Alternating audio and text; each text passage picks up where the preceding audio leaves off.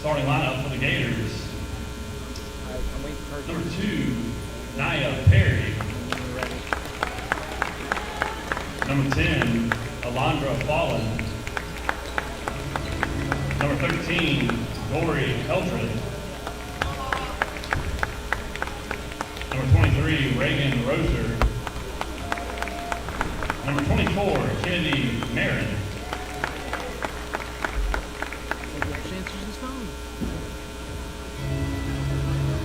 And now on your feet, Eagle fans, for the starting lineup for your Chapin Eagles. All right, A turn me up. sophomore, number 1, Mackenzie Lott. A junior, number 12, Paloma. Good evening and welcome to the Eagles Nest here at Chapin High School for tonight's 2 matchups between the Chapin Eagles and the River Bluff Gators. I am Pearson Wiley. And I'm Eli Warnock. And we are here to call tonight's action from here inside the Eagles Nest at Chapin High School. Chapin comes to this game 6-11 on the year, looking to get a big region win tonight. River Bluff still looking for their first win of the year at 0-18 on the year. But yeah, starting lineup tonight for the Eagles will be as follows. Number 1, Mackenzie Lott. Number 33, Tamia Rutherford. Number 32, Eleanor Lawton. Number 22, Emma Fabry. And number 12, Paloma Martin Barranker.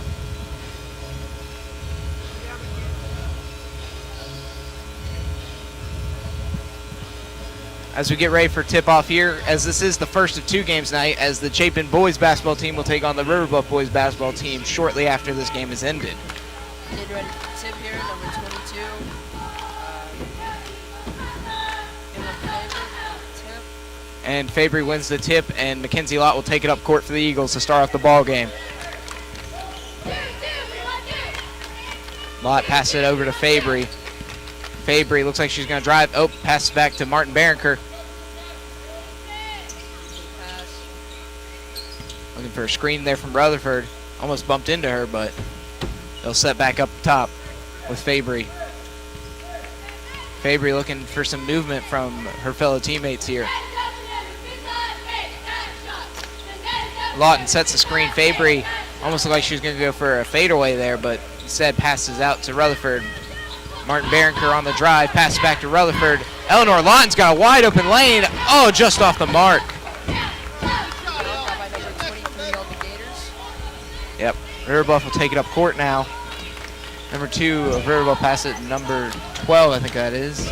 No, number 13 of River Bluff. Drives in, swings it out, number 24. It is out of bounds, and Chapin's ball.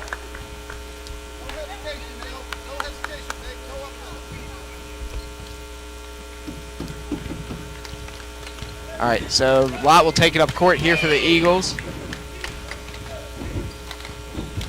it over to number 33, Rutherford sets a screen there for Fabry. Fabry back to Martin Barranker. Martin Barranker will take a drive.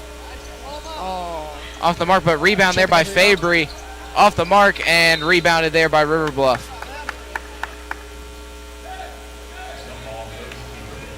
Yep. Jump ball there on the floor, and possession goes to River Bluff, so River Bluff will have it along their own baseline.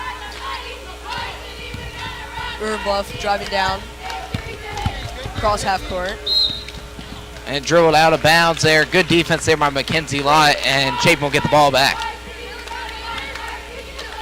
We got Chapin looking for a big region win tonight here against the winless River Bluff Gators, and River Bluff, it'll be huge if they can get a win tonight too against this Chapin team. Chapin will be fighting all out though to stop them from getting this win and taking this huge region victory. Yep, I agree with that. Mackenzie Lott driving in. Oh. And Lott is fouled, and she will go to the line to shoot 2. Based on her record, my guess is she'll make both of them. Yep, Mackenzie Lott coming into this ball game. Lott coming into this game averaging 7.4 points a game, while she is shooting on the year, while she's shooting 68% from the line and makes the first.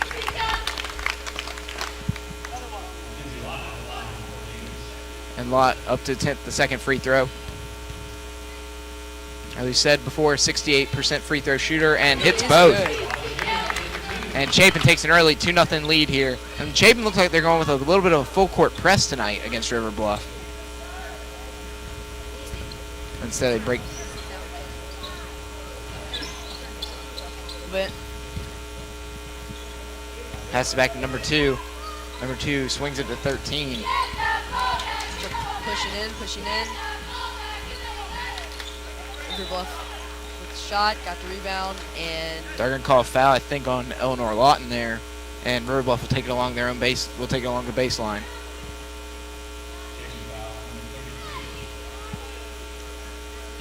That'll be Lawton's first foul of the game. 3-pointer up for River Bluff and off the mark, and it will go out of bounds. Chapin ball. But yeah, the big storyline night for Chapin is how will star player Emma Fabry factor in this ball game, averaging just a little bit under 12 points a game on the year. Fabry has it a little bit past midcourt. Pass over now to Martin Barranker. pass over to Mackenzie Lott. And Lott throws out of bounds. Was trying to find Eleanor Lawton, but got double teamed and slightly mistimed her pass. I think that River Bluff definitely realizes how big of a threat she is and intends to keep her locked down tonight. Yeah, they realize how important Mackenzie Lott really is, the true ball handler of this Chapin Eagles team. 3-pointer off the mark, rebounded there by Fabry, and Lott will take it up court for Chapin. Ooh, Lott drives in, passes back to Mia Rutherford.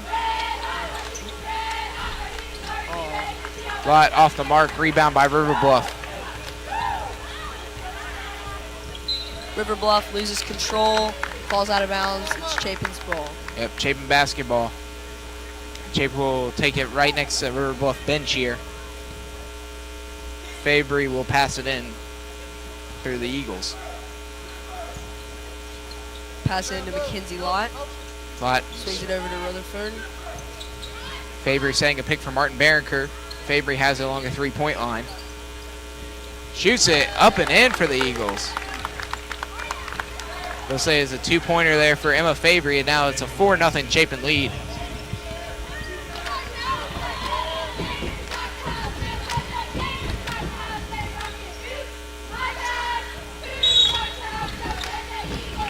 They're called 3 seconds there on River Bluff. It's another early turnover here for the Gators. So far in this early game, Chapin has done a great job retaining possession of the ball. Yep, and checking in now for the Eagles is number 40, Dallas Mayers, coming in for Eleanor Lawton. And Rutherford will pass it into Martin Barranker, who will take it up court.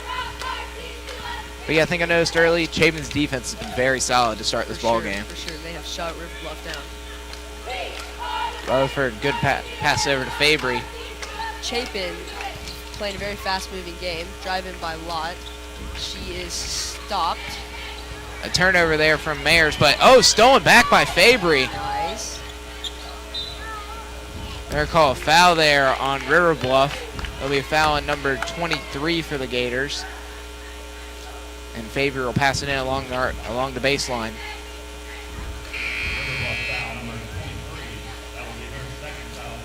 Yep, River Bluff coming on with a pair of subs here as number 13 and 23 go out for River Bluff, and number 32 and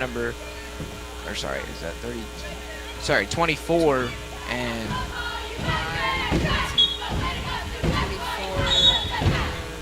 10. there's a quick stoppage here for, I don't know what the stoppage is for, but Fabry will now pass it in again. Finds Mayers in the corner. Swings over to Martin Barranker, who has it. Pass it over. 3-pointer off the mark by Lott. And Rutherford tries to corral a rebound and does. Mayers passes it back to Martin Barranker, over to Lott. Lott's got Drives in. rebound and put back off the mark there for Mayers as River Bluff takes it up past half court. River Bluff may need to try and go fast pace here to break this down, this Chapin defense. At this point, definitely proving to be a challenging feat. Yep. As definitely River Bluff has struggled to break down this Chapin defense thus far.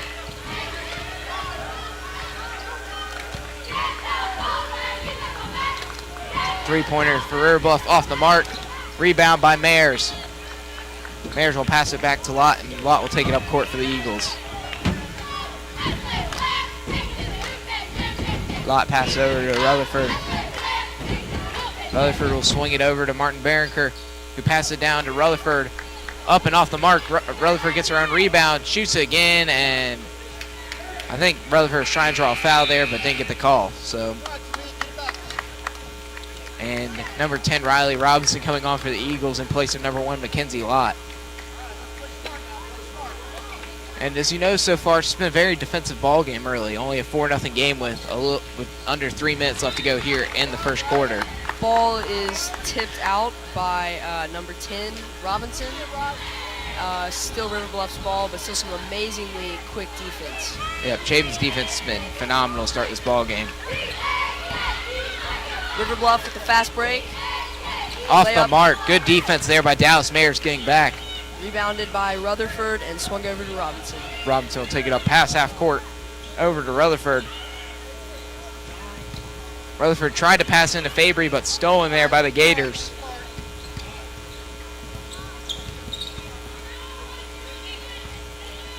River Bluff swinging the ball around into the corner. Pass it down low. Rutherford going to get called for a foul. It'll be 2 shots coming up here for the Gators.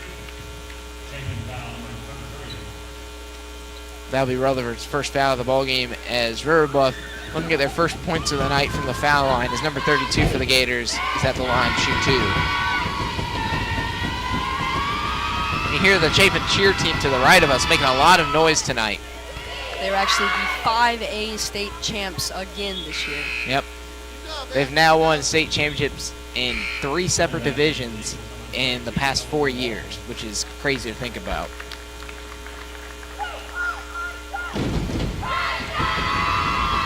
Second free throw on the way here for number 32 for the Gators, and it is no good. Rebound by Eleanor Lawton will get the rebound there as she checked in there for Tamia Rutherford during those free throws. Martin Barranker will take it up court. Passes it over to Fabry. Just looking in for a pass.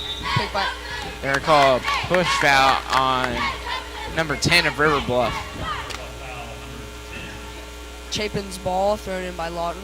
Yep, Lawton will pass it in right next to the River Bluff bench. Pass it into Robinson, who will take it up just a little bit, who has it a little bit past half court right now. Robinson drives in, swinging over to Martin Barringer. Passes it into Mayers. Mayers passes it back to Fabry. Mayers has it back again. Over to Martin Barringer, who drives in. Oh, just slightly off the mark, but rebound there by Martin Barringer. Out to Robinson. She attempts to drive in. And they're going to call her out of bounds, and it will be River Bluff basketball with 1:51 left to go here in the first quarter. Score is still Chapin 4, River Bluff nothing. One thing I think Chapin has done an excellent job so far of this game is they have had constant ball movement. They're definitely playing a team game, and I think that's really showing. They're definitely breaking down River Bluff's defense. They are. It's just Chapin's just struggled to hit the basket so far tonight. Sure. But the thing is that Chapin has dominated possession, and you've really seen that with River Bluff's offensive struggles early in this ball game. There's a foul on Chapin number 10, Robinson. Yep, Riley Robinson will get called for the fouls. Lott checks back in here for Martin Barranker. River Bluff will throw in a little past half court. Yep.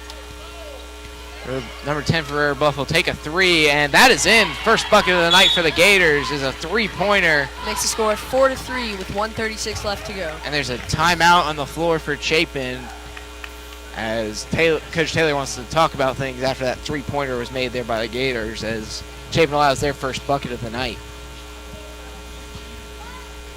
Yeah, coming into this game tonight for Chapin, they're 6-11 on the year and 2-4 in region play.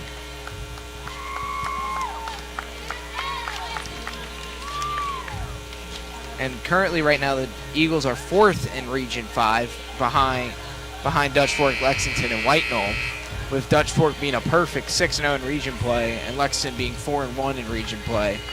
Another thing is Chapin is averaging 35 points per game and 5.5 steals per game. Yep, Chapin, their defense is one of their biggest aspects in their game, because they're able to force a lot of turnovers in a lot of games. And that's a huge thing for them. Passes in to Lott. Lott's taking it down court. Lott takes it up just a little bit past half court. Lott swings it down to Fabry. Fabry loses it, but hangs on to the ball. Goes through the legs of Robinson, but Chapin still has possession. Almost another Lob with the ball turnover being there. Played very closely. Robinson will set a screen for Fabry. Fabry tries kicking out to Lott, but they're going to say it was tipped off River Bluff, so it will stay with Chapin.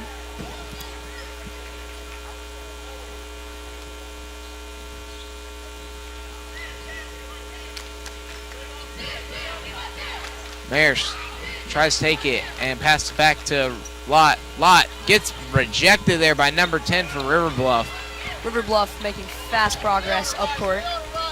Yep. Pass over to close to the corner there. Pass it back to number 2. 13 has the ball up top. Stripped there by Emma Fabry. And Fabry driving up court. Fast to the bucket. She goes up and she misses. No foul called at all. And what's the call going to be here for River Bluff? I mean, from the ref.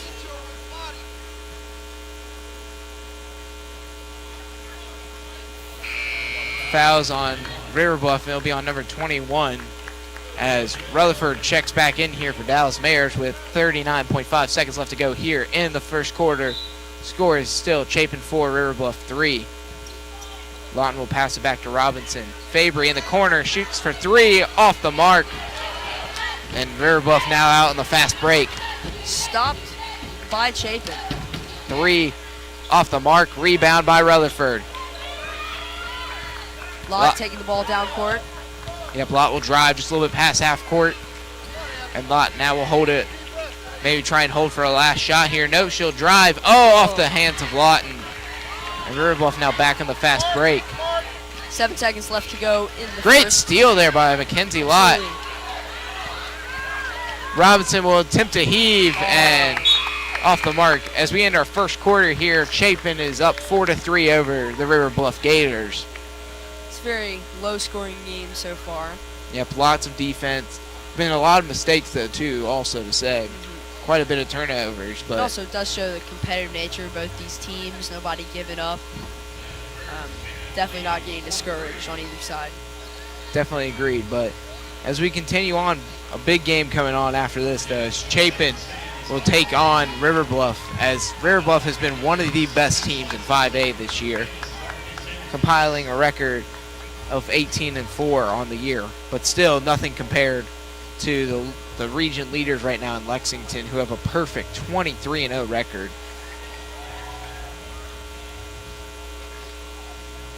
Do you know what River Bluff?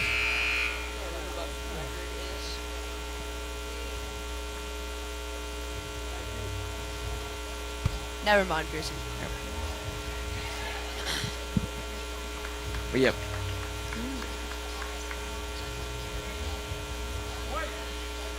Possession will go to Chapin as we start the second quarter here.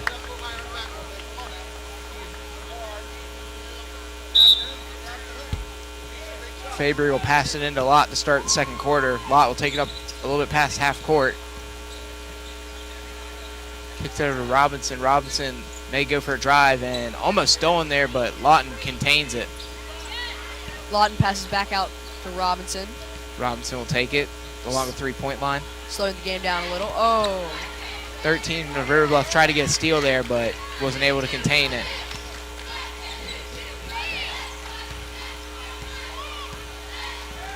Lott set a screen there for Fabry. Fabry over to Lawton. Lawton passes over to Lott. Lott pushing in, up for the rebound, and she is packed by number 21 on River Bluff. They're going to call a foul, though, on River Bluff. And she will shoot two.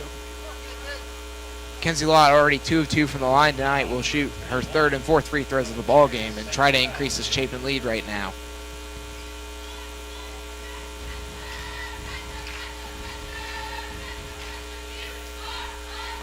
First one in and out there as Lott will shoot her second one.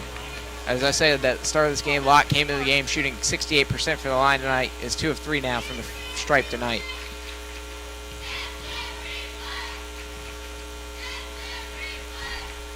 And the second one is in.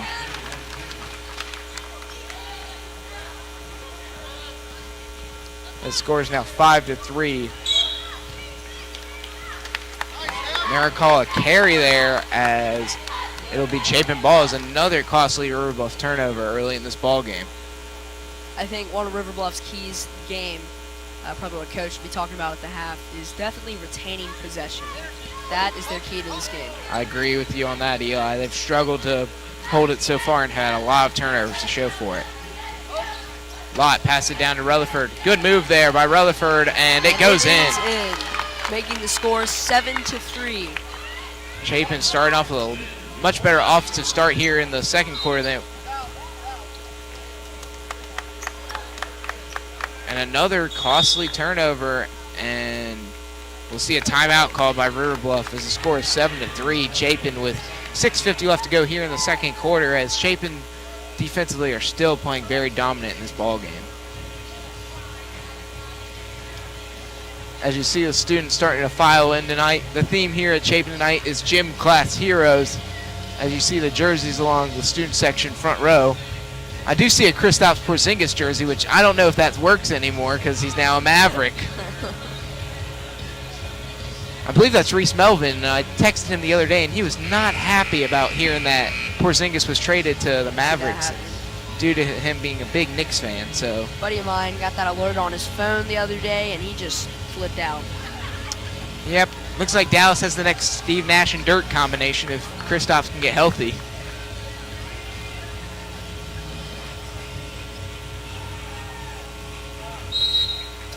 But now Lawton will take it in, pass it over to Lott, as Lott has it in between the three-point line and half court. Goes back to Lawton. Lawton looking in, passes it back to Lott. Lott swings it down to Rutherford. Rutherford. Another good move, but is tipped out by Chapin, and Dutch Fork will get possession. Dutch Fork? Sorry, River Bluff. Both green, close enough. Both green, close enough. Only difference is in the mascot. Yeah. River Bluff will try to push here, and only one defender back for Chapin, but we're not able to get down there quick enough as Chapin will get the ball back as another River Bluff turnover has just occurred.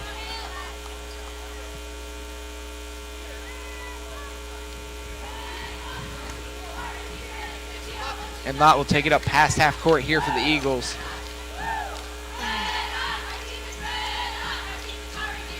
Oh, and another steal there for River Bluff. On the fast break. Puts it up, and it is no good. Rebound by Lawton. Wow, that was really in sync there. Finally got some of the names down there. And the ball looks like it will stay with Chapin as it went off a River Bluff defender. Yep. Fabry to throw it in here. And Mayers comes in for Lawton, and Martin Barrinker comes in for Robinson. Fabry for three. Oh, and they're going to call a travel there on Fabry. It looks like she shuffled her feet there before she took the shot.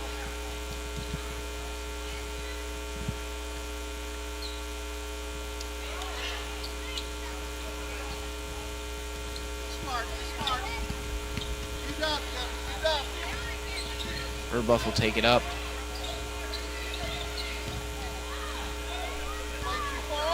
Chapin sticking with their conservative yet effective zone defense tonight. Yeah, it's worked so far, and you've seen, River Bluff struggled. Another three, slightly off the mark. Rebound by Lott, making fast progress down court. Yep, fast break occurring here for the Eagles, but she'll slow up. Ooh, good little move there. Drives back in, up for two, and she is fouled, and she will go to the line yet again for two. Yep, Mackenzie Lott will be shooting her 5th and 6th free throws already in this ball game. She's 3 of 4 now from the line tonight.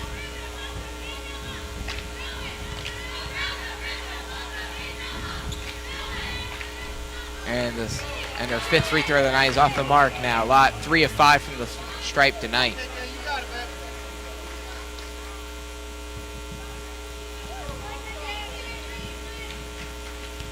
Lott will shoot her 2nd free throw. Second one is up and off the mark. Rebound, though, by the Eagles. Jump ball. Possession will go to River Bluff.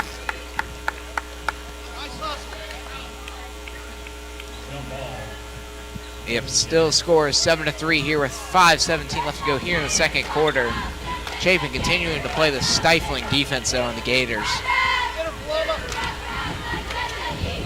Number 10, River Bluff, attempting to set a pick. They're going to call a carry there on number 10 of River Bluff as Chapin will take back possession. Yep, Gracie Derrick will come on here for the Eagles and taking out number 22, Emma Fabry. Rutherford will take it in along the sideline, pass into Martin Barronker.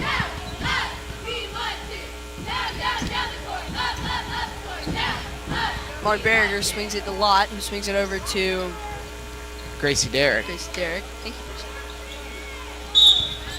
And they're going to call a foul there on number 32 of River Bluff. And Chapin will now be in the bonus, so Mares will go to the free throw line to shoot 1-1 here.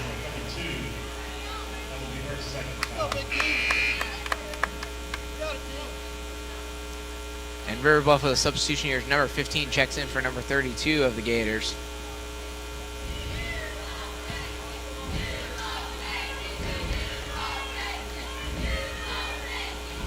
Mares' first free throw is short, and River Bluff will take the rebound.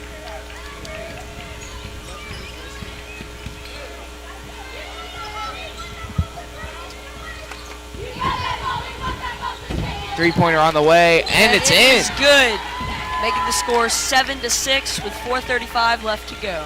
The effective thing, though, for River Bluff has been the two baskets that they've made have been threes. Oh, I can't talk. Chapin's been playing a persistent game tonight, but River Bluff has been playing a daring one. Yep.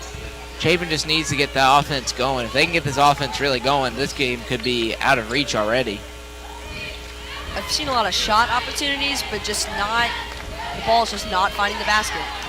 And that one just off the mark there for Rutherford, and River Bluff will take it up court.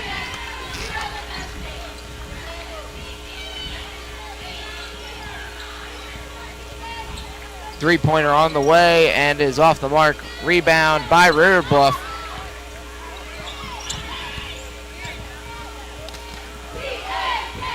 Martin Barronker on defense for the Eagles as she guards number 10, who has the ball for River Bluff.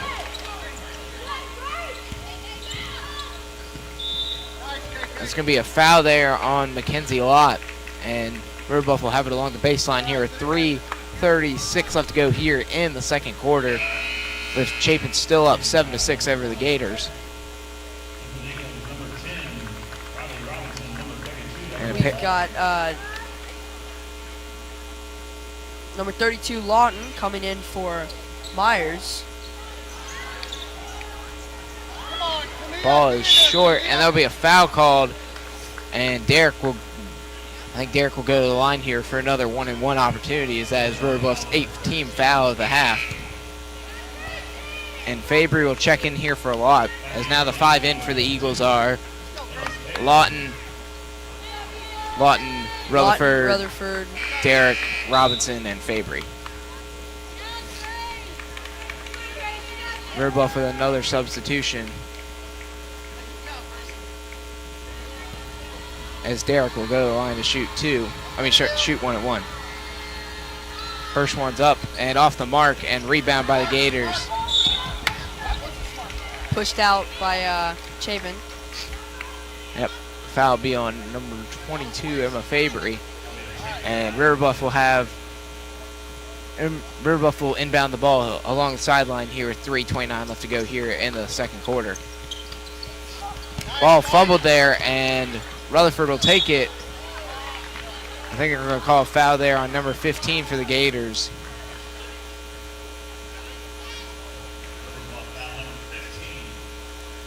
Yep. So that'll be the 9th team foul for the Gators. So another 1-and-1 opportunity coming up here for the Eagles, as Rutherford will shoot the 1-and-1 now for Chapin. As you see, the Eagles nest starting to get filled up behind us. Student section starting to grow. First one in and out, and Rebound. jump ball. Jump ball. Possession will be with to Chapin. Chapin. So Chapin will have the ball along the baseline with 3:22 left to go here in the second quarter. Timeout called by Coach Taylor as he'll talk to the rest of his team here for a minute, maybe drop a play, try to get an open shot going here. As again, the big struggle tonight for both sides has been offense. We've seen a very good defensive game plan from both sides, but offensively they need to get something going here.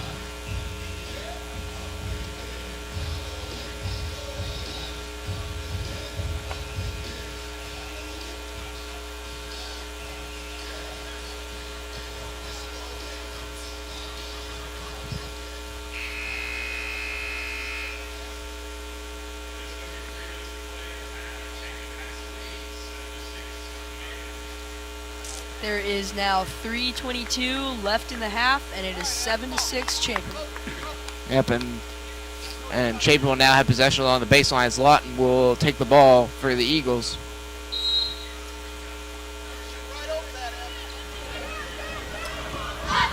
Lawton will kick it over to Derek. Derek, I thought should have pulled the trigger there, but didn't pull it as Fabry will take it up for the Eagles.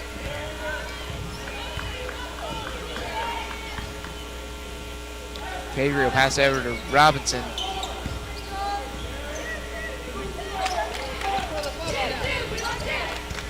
Derek almost got stripped of it, but Recovered by Robinson. Back to Derek. Derek driving in. Stop short, swings it out to Fabry. they're going to call a foul there on the Gators, and that'll be the 10th team foul. So now it'll be 2 shots coming up here for Emma Fabry for the Eagles.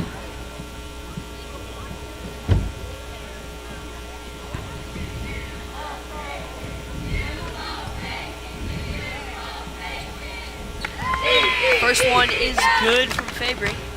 A big free throw made there by Emma Fabry. As on the year, Fabry coming into the ball game tonight is a 60% free throw shooter. Second one is in. As she has 22 points this season with 1 assist and 10 rebounds. that was the last game against Pillion, as she had a big role in last week's game and the last win for the Eagles against Pillion. Sort of a circus pass there, but corralled there by the Gators. As yeah, it's really filling up behind us Chapin now. defense playing tight. River Bluff's attempts the 3. And you see no good. And you see the junior Josh Taylor along the student section sideline there controlling the ball. Lott taking it up court.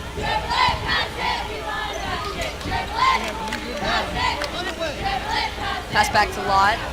Yep, Lott will have it. Kicks it down to Rutherford. Rutherford drives and just off the mark. Thought she got fouled there, but no call given. The pass went a little bit too far there as Chapin will get the possession back, and another turnover for this River Bluff team, as I don't know how many it has been so far. It's been kind of insane, I would say. As we hit 2 minutes left to go here in the first half, Chapin up 9-6 over River Bluff. Kinsey Lott driving with the ball. Lawton tries to find Robinson off the mark, but Robinson gets her own rebound, and they'll take it back. Up to Lott. Lott driving in, stops short, passes out to Fabry off the mark, rebound by Lott. Good offensive rebound. And it is good. Good make there for Mackenzie Lott. Chapin has their largest lead of the night as they're now up 11-6. That's a great example of what retaining possession can do to an offense. Yep, big second chance points there, and ball goes off the sanction of the hoop, and Chapin will take possession back with 1:28 left to go here in the first half. As you see, it's really starting to fill up here now in the Eagles' nest at Chapin High School. Probably 3 seconds. Yeah, they're going to call 3 seconds on the Eagles as River Bluff will take possession now with 1:17 left to go here in the first half. River Bluff looking to get some points here so they can go into halftime with some momentum, but another turnover. Another costly turnover there for the Gators as Chapin will get the ball back. It's again 11-16 with 1 minute and 16 seconds left to go in the half. Oh, a turnover there, and River Bluff will be on the run. And almost a dangerous. Fast break, stop by Chapin, and attempt for 3 by number 13. It's no good. But River Bluff able to get their own rebound. Yeah. They were called a travel there, and Chapin will get the ball back. Another turnover. I can tell you, in halftime, River Bluff's coach definitely going to be harping on retaining possession. Yeah, we've seen a lot of turnovers so far tonight. Lott will drive. Puts in off the mark just slightly. In and out right there. Yeah, I feel like that's been a lot of Chapin shots tonight, just going in and out. They've had a lot of chances, but Haven't found the basket. Well, they have found the basket, but not the net. yeah. Oh, Gets a lot, driving down. Lott will hold up, though. I thought she should have kept driving, but didn't. Almost turned it over, but retained by the Eagles. 30 seconds left to go. Lawton passes to Fabry. Fabry drives in and gets 2. They're calling injury timeout for River Bluff. Now it's 13-6. Chapin over River Bluff as they now build a 3-possession lead in this ball game.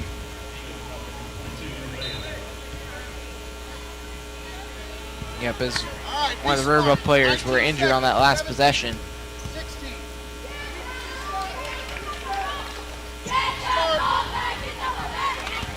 Fabry playing tight defense here. Almost a steal. And River Bluff will try and shoot the last shot of the half.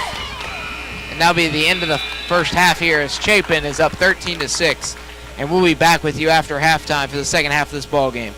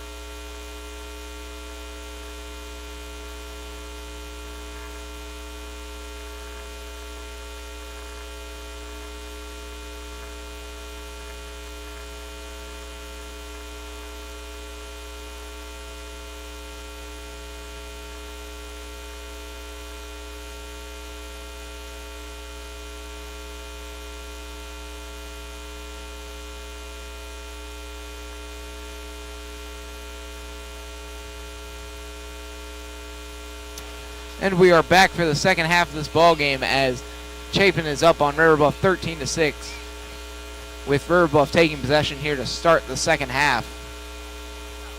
And I'm curious to see what were the coaches talking about at halftime. I think we talked about before the half of River Bluff that talking about maintaining possession. I think we can definitely guess what they talked about, but it's to see whether players adhere to that. And a three-pointer is off the mark as Chapin will now take it up court. Kinsey Lott driving up court.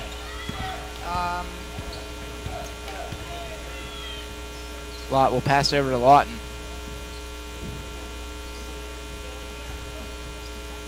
Fabry passes it to Martin Barronker. Shot on the way, and the three is good there for Emma Fabry. Already 16-6, 3 points by Chapin within the first 30 seconds of the period. Yep, big three-pointer to start as Chapin now up by double digits over the Gators. As Chapin looking for win number 7 on the year and their third region win of the year.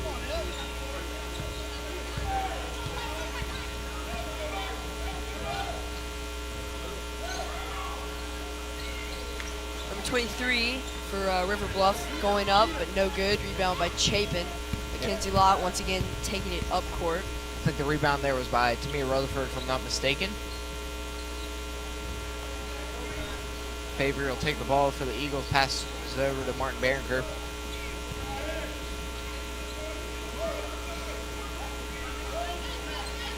Rutherford will pass it over to Fabry. Fabry swings it around to Martin Barringer. Mackenzie Lott driving in, but is called for a travel.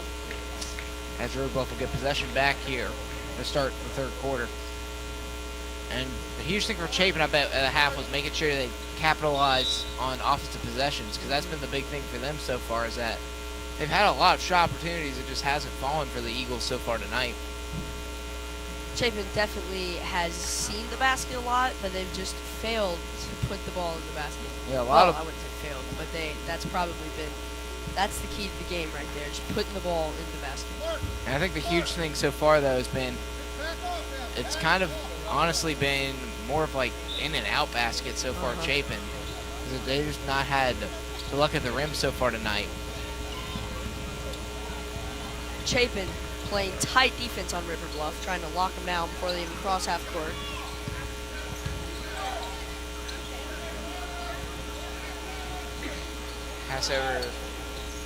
Pass up top here for the Gators.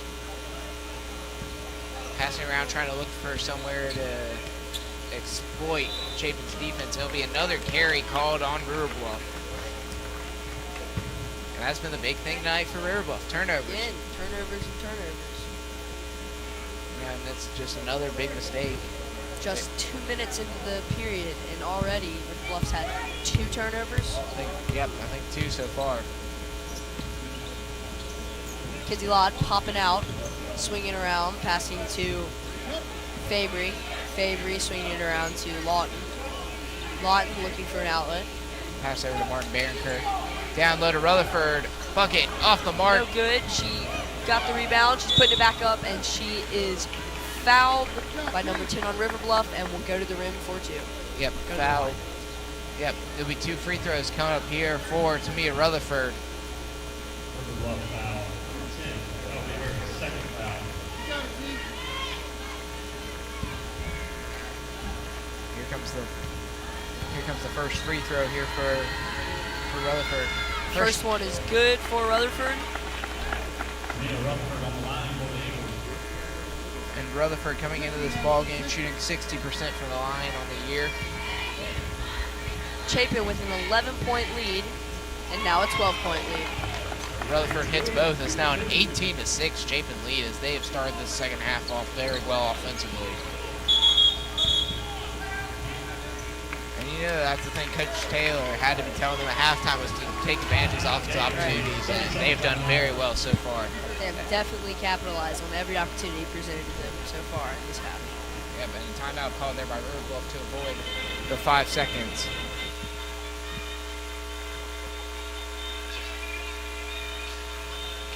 But yeah, as you can see around us, the crowd's starting to file in here at the Eagles' Nest. One thing Chapin is known for is for having an extremely supportive and involved student body. As you see, yeah, the whole far right side of the stands here just filled with the Chapin student section. And I'm getting a weird look there from Reese Melvin, who's probably still upset over Porzingis leaving the Knicks.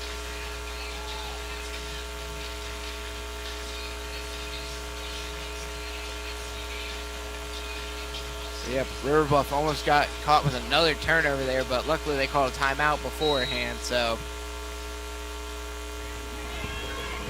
And River Bluff now will take up the ball up past half court. River Bluff moving the ball, playing a perimeter game. Off the hands of number 2. Chapin moving down court quick. Fabry just off the mark, rebound by the Gators. Oh, number 1, Mackenzie Lott stealing the ball. Great steal there by Lott. Trying Lott to capitalize on that opportunity, going to the basket. just off the mark. And the ball is on the stage. Ball is on the stage as now someone's got to go jump onto the stage and go get it. That is a first for me. Guys, the one disadvantage only to Chapin High School is that we have a stage on one end and we have a tunnel on the other. So with most high schools in the area, you don't see the stage there. But I mean, if that's the only thing you can find wrong with the school. Yeah, that's true. I mean, we won Palmetto's finest in 2014-15, so you know we're doing things right here at Chapin High School.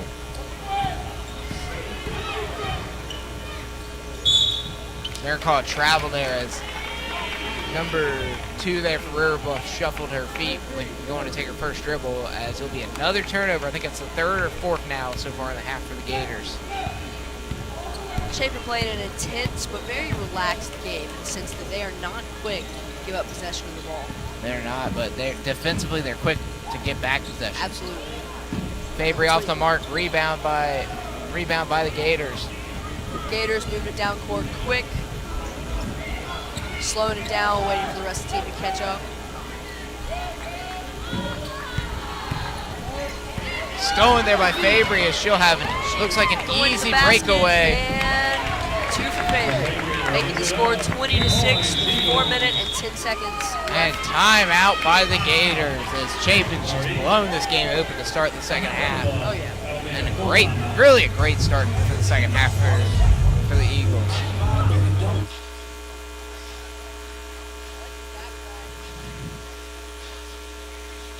But yeah, as you can see here, as we get prepared for game number 2 after this, as Chapin takes on River Bluff. And really Chapin looking for some revenge tonight against the Gators. They've struggled in their earlier matchup with the Gators this year. As the second game in our doubleheader. Chapin has, however, managed to, in about 4 minutes, turn their 6-point lead into a 14-point lead. More than doubling the lead in half of the period. Yeah, they've played great so far. They have completely shut down Dutch Fork so far in this half. Not Dutch Fork, remember? River Bluff. Forgive Eli, he's still getting used to this. It's also a Friday. It's also a Friday too. Yeah, I mean it's the weekend. That's what happens. We turn our brains off of school and we just want to just enjoy our weekend, which we are calling this game for you people, for you here on CSPN Live.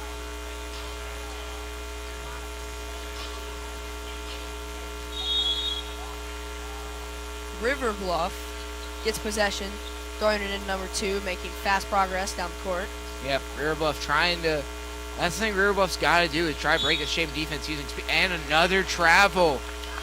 Wow. Once again, possession away from River Bluff and to Chapin.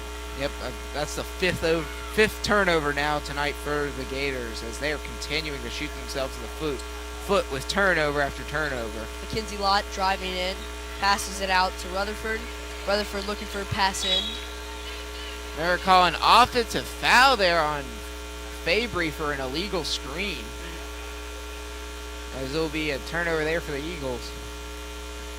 And if River Bluff wants to get back in this ballgame, I think they need to start going now because so far tonight their offense has just been held to almost nothing. Absolutely.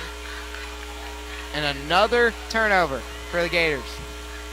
This is on the point of just, I think, self-destruction almost.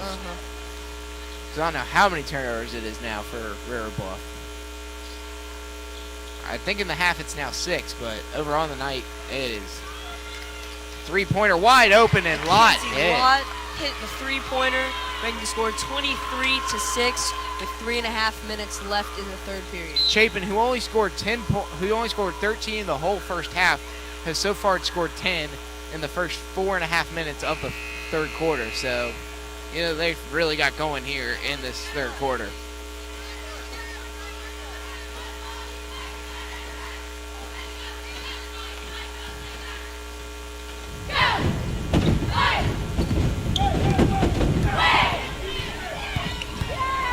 River Bluff taking the ball up past half court. I can tell you from personal experience that any coach will definitely harp on in the next practice retaining possession. And personal experience, giving up possession this many times does not make the coach happy. I think the one thing that if you're Coach Taylor right now for Chapin, I think one thing you just need to work on is making sure you take advantage of your opportunities. But so far in the second half, they look like they've really done well with taking advantage of those opportunities. Chapin has capitalized on all opportunities for them. And there will be a foul called there on. No, sorry, it'll be a turnover on Chapin as River Bluff will get possession back here as they're down 17. River Bluff moving down court fast, attempting to set up a fast break. But it's another stolen by turnover and a foul called there on the Gators. Kind of a double whammy to the Gators right there. Losing possession of the ball and Chapin drawing a foul. Yep, as Rutherford will inbound it in front of the River Bluff bench. As Lott will await the pass in from Rutherford. And again, just a great defensive performance tonight from the Eagles. They've only allowed 6 points in a little bit under 3 quarters all night, so it's been impressive to watch. And I think the one thing is for River Bluff, I think they haven't taken enough shots. So they've kind of held the ball around at times. When they haven't turned the ball over, they've just kind of held it. So they're definitely playing a perimeter game. I mean, they're trying to get it in, but Chapin just won't let them. So River Bluff has been forced to play a perimeter game, only making 2 threes tonight. Yep, and a foul drawn there by Rutherford as she'll go to the line to shoot 2 free throws here.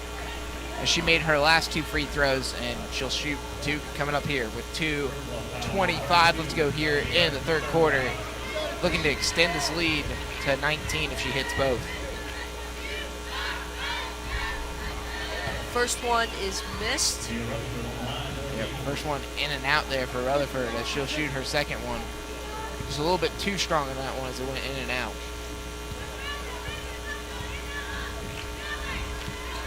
Second one in and out as well, but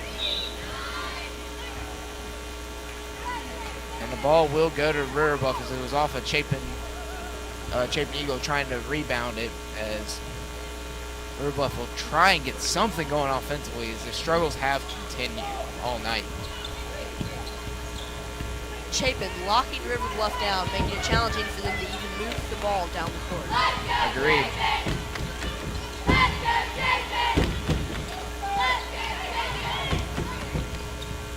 Three-pointer on the way and off the mark and rebound by the Eagles. As Fabry will run it up court. Fabry driving in. Bounce pass to Mayers. Lott, 3. Too strong. No good. And River Bluff will get possession back. Once again, the ball is on the stage. At least this time, the stage is now curtained off, so it can't roll far away onto the stage. They made sure to fix that quickly after. River Bluff moving fast down the court. Shut down by Derek. Rutherford will now take it up. Rutherford with Derek. Driving to the goal, she goes up. And in. It is good. As it's now 25-6, Chapin at River Bluff, and this is just getting ugly kind of here. There's a minute and a half left to go in the third period, and Chapin has been destroyed. Chapin's played amazing, especially this quarter offensively. I've been very impressed with it. There'll be a foul on Chapin, the 21 from River Bluff, going to the line to shoot 2. And 2 free throws will be on the way here for number 21 of the Gators. First one is good, marking the Gators' first points since the half began. Yep, and the first point's not from a three-pointer tonight, too.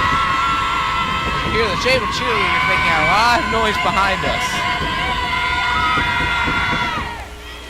Second one is good, making the score 25-8. Yeah, I think I need to go get my hearing checked after that. I know, right? As it's reverberating into currently 3 mics right now, so.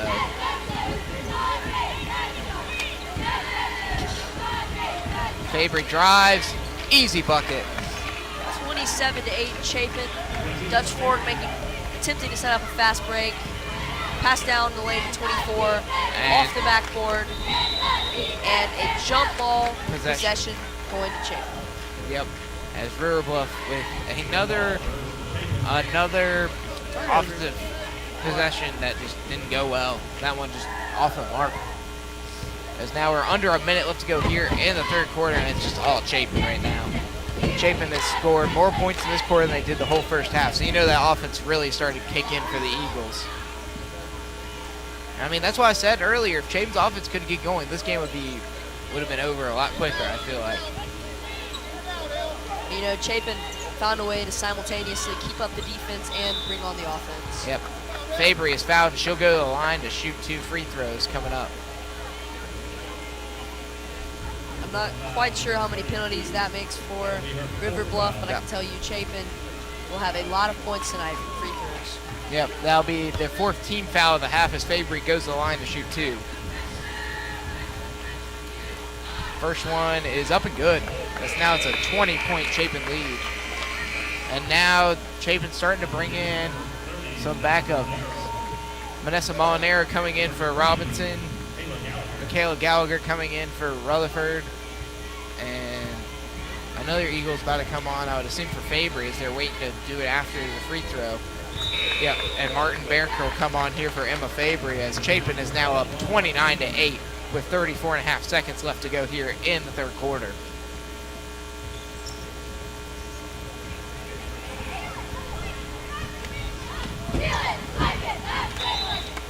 Another turnover as Chapin will get the ball back with 28.9 left to go. And I just know if you're River Bluff's coach right now, you're steaming about the turnovers.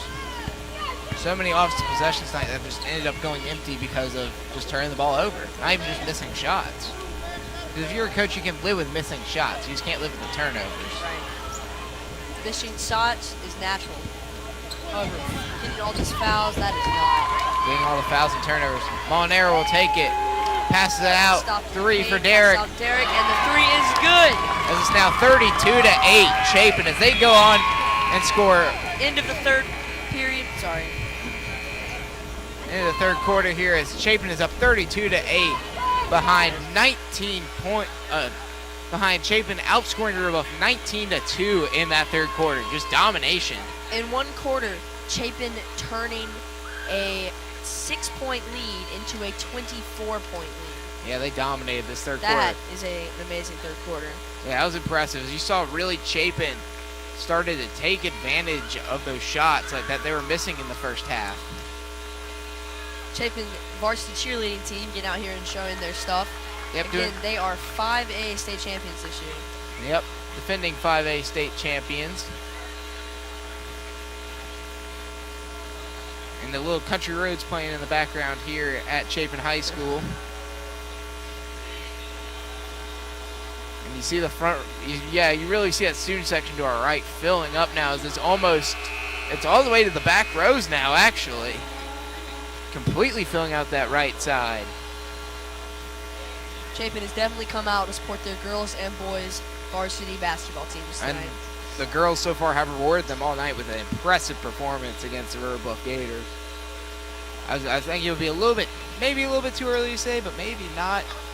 Chapin will most likely get their 7th win of the year here and go to 7-11 on the year and now 3-4 in region play. However, you never know how a fourth quarter can end. That's true. I'm just basing it off of some of the things we've seen so far tonight. And River Bluff, I think River Bluff has to score right now, actually. They have to keep scoring every possession. I think they need to hit a lot of threes. I think the first or second unnecessary turnover on part of River Bluff, and that's the game. And that one a miss, but rebound and blocked there by Michaela Gallagher. And Chapin will take up possession with Martin Barranker taking it up past half court for the Eagles. Martin Barranker swinging it to Lawton. Pass over to Molinaro. Molinaro passes over to Derek.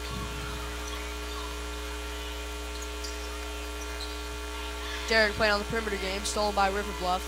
River Bluff passes it down the middle lane. And number 10 on River Bluff fighting for the goal, but it is no good. They're going to call a foul there on, I think, Eleanor Lawton.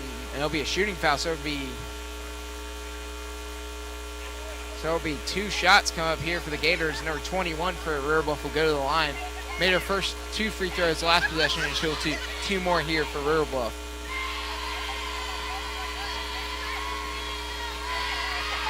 First shot is slightly off the mark.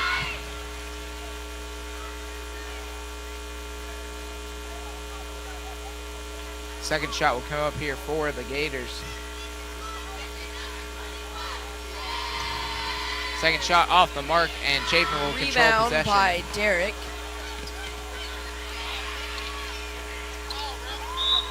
Ball knocked away, and Chapin will take possession here with 7:11 left to go here in the fourth quarter. Chapin's up 32-8. And we thank everyone who's watching our broadcast tonight as we prepare, as we have still in the first half of this doubleheader with the Chapin boys taking on River Bluff after this game is ended. Number 32, Lawton, laid out by Dutch Fork. River Bluff. It says it on their jerseys, like. I'm questioning, where is your eyesight gone? Not my eyesight, it's my mental capacity. I'm questioning if you're like the rest of the Rams Saints game. I mean, yes, I mean, I'm not a Saints fan, but still, I think it kind of got robbed. Yeah, I agree. Yeah. Like, I'm not ever really angry about what happens to another team, but in that case, I kind of was. And Gallagher makes the buckets. It's now 34-8. Chapin over River Bluff. Beautiful putback by Gallagher. Yep, got a great pass down low, and she was able to put it in. You can see she is happy about that one. I think they're going to call a foul there on River Bluff. An offensive foul for a push there by number 13 of the Gators. And usually you see that whenever they extend the arm out, and they got caught with it there. 6.5 minutes left to go in the fourth. Chapin has possession, and it is 34-8. They're just dominating this ball game, as you've just really seen Chapin's offense just step up in the second half. The question is, if they would have had this much in the first half, what would really the final score be tonight? And a double dribble called on the Eagles as we're both take possession now, right in front of the Chapin student section. That's pretty intimidating for River Bluff. I know in that boys game, you know, they're going to be crazy. They're going to be pulling what Duke's Cameron Crazies do during their games. And a steal there by Chapin as another turnover for River Bluff. Martin Berenger bringing it down the court. Lawton will take it. Pass it over and stolen there by the Gators. Kicked out of bounds by the Gators, and possession will go to Chapin. Yep, and Dallas Mayers will be checking in here for the Eagles. And Mayers will come in for Eleanor Lawton.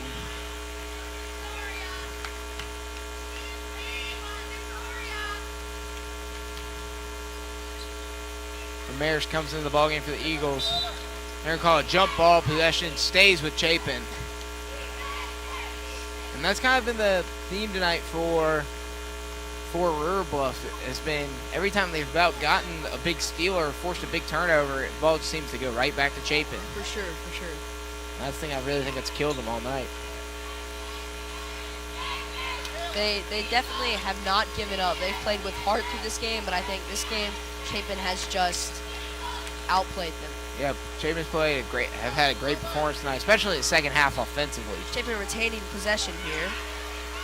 I mean, the defense all night has been consistent for Chapin, but the offense has really stepped it up in the second half. Really just pulling away from this ball game. We're going to have a... Yep, Gallagher's... I think Gallagher's got called for an illegal screen there, and River Bluff will have possession. I know River Bluff looking to capitalize on this possession. Yep, with 5:20 left to go here in the fourth quarter. Three-pointer on the way, and in and out, and Chapin will take back possession. Rebound there by Gallagher. Martin Berger bringing it down the court. Swings it over to Myers, who's struggling to get it out of her hands. Myers taken by River Bluff. They're called a travel there on the Gators. Another turnover in this ball game. Chapin again getting possession of the ball. And the question I have is just, how is Chapin, and how is River Bluff going to rebound from this game after struggling with turnovers? And Martin Barroncourt will get called for over and back there as River Bluff will get the ball back. I'm sure this will be a devastating loss for the Gators. But, you know, it's never too late in the season. Never is. I mean, still, though, River Bluff looking for their first win of the year. Now they go 0-9. They still go 0-19 on the year. Because I do think it is pretty safe to say what the outcome of this game will be. Yeah, I think we can say it now, just because 4.5 minutes left, and it is a 34-8 game.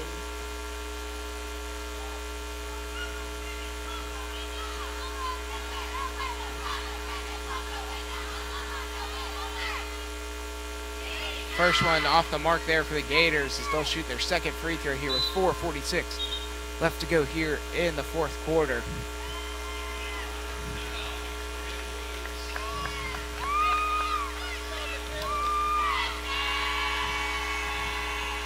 Second free throw on the way for the Gators, and it's off the mark, but I think there's going to be a lane violation there.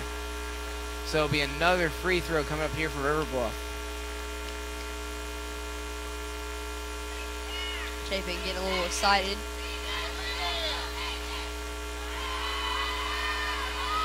Another shot, another chance to make a free throw, and makes it. It's now 34-9, Chapin over River Bluff.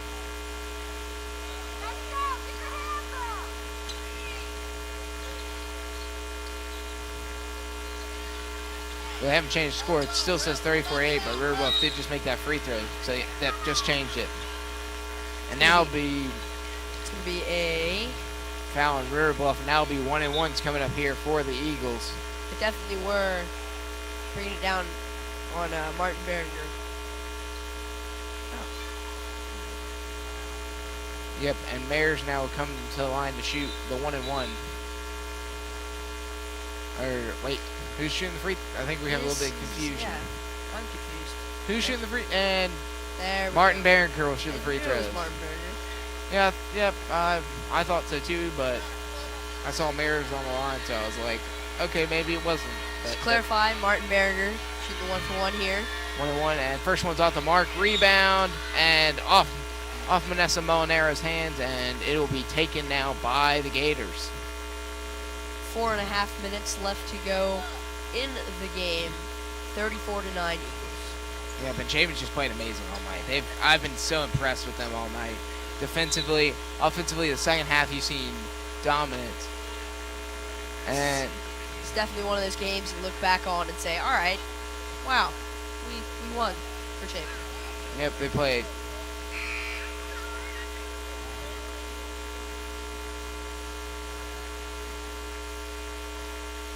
Yep, 1-1 come up here for the Gators.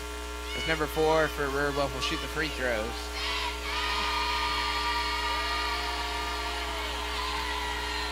First one is up and off the mark. Rebound there by Derek, but a jump ball going in possession of the Gators.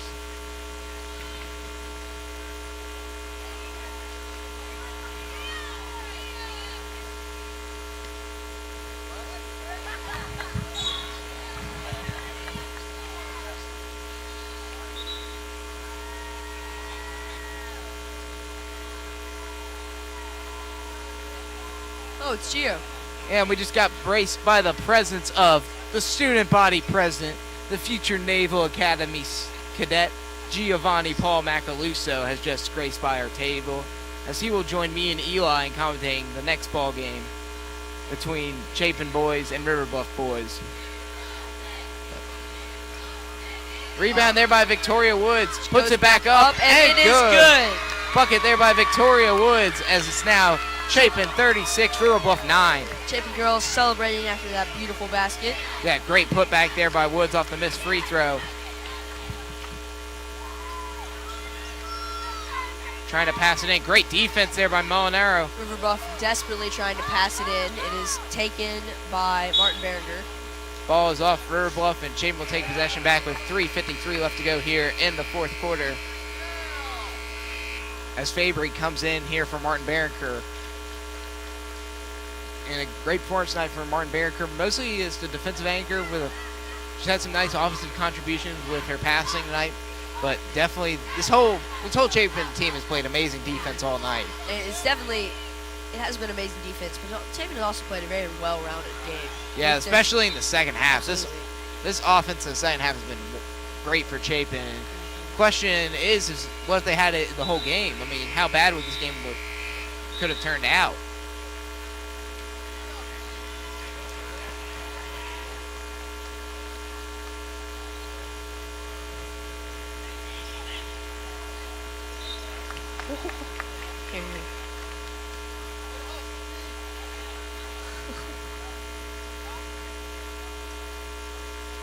And now River Bluff will have the ball with 3:39 left to go. Number 14 passing in front of her own bench. As you see the Chapin boys team lining up in the tunnel getting ready for the next game. River Bluff desperately motivated to make a basket. And they're going to call for a foul on Woods, as she'll now go to the line to shoot 1-1. Both teams in the bonus as of now. Yeah, both teams in the bonus so far, as that's the 9th team foul on the Gators.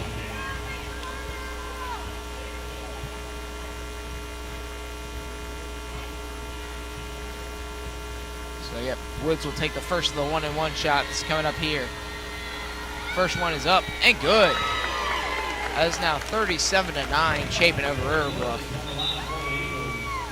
And the thing we talk about, I mean, in that first half, Chapin only scored 13 points. Second half, they scored 24 so far. So We've still got 3.5 minutes to go. So it could be more, while only giving up 9 points all night. Truly an amazing feat by the Lady Eagles. Yeah, they played great defensively tonight, and offensively, they've really gotten it going in the second half. After struggling at times during that first half, it's another turnover on River Bluff.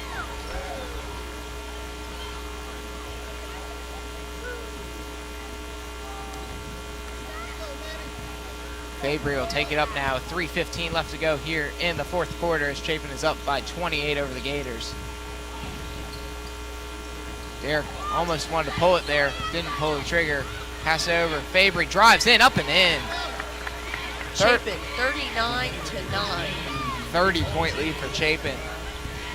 If I'm correct, I think this is their largest lead actually on the season. Yeah. That's the thing. You don't see a lot of 30-point blowout wins like this in high school girls basketball, which makes it really impressive too. Really. Ball is off. Shot is off the mark. Rebound by Derek with 2:35 left to go here in the fourth quarter.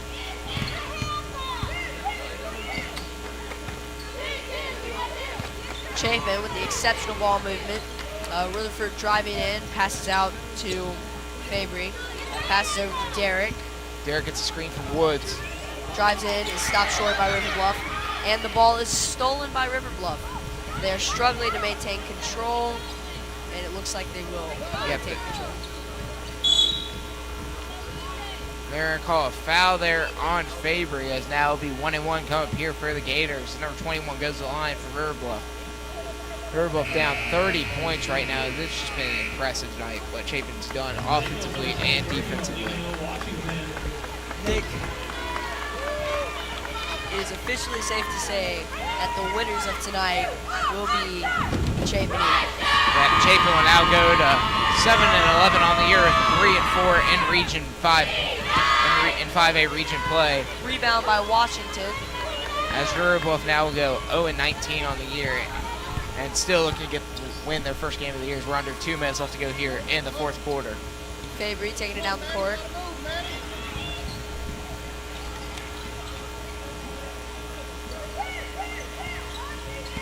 A minute and 45 left to go here. Is really we're just watching the time tick away here as we get ready for the second half of our doubleheader, with Chapin boys taking on the River Bluff boys team.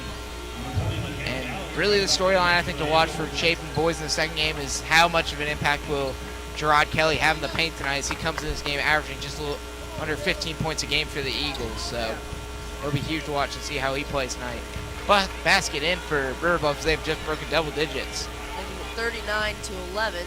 With under a minute and a half left to go here in the fourth quarter. Fabry bringing it down the court.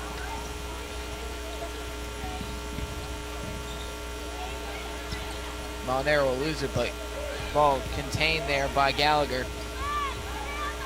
Molinaro passes out to Fabry. Fabry driving in, passes out to Molinaro. Passes over to Washington. Washington driving in. Stops short, throws it into Woods off the mark.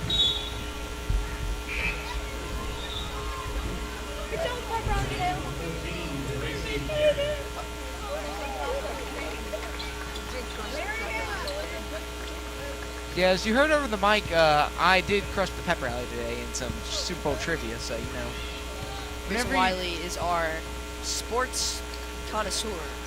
Connoisseur, you can also say sports nerd, but Nerd, yeah, well, doesn't matter. Oh, and a three there made by the Gators. River Bluff, making it 39-14 with roughly 30 seconds left to play in the game.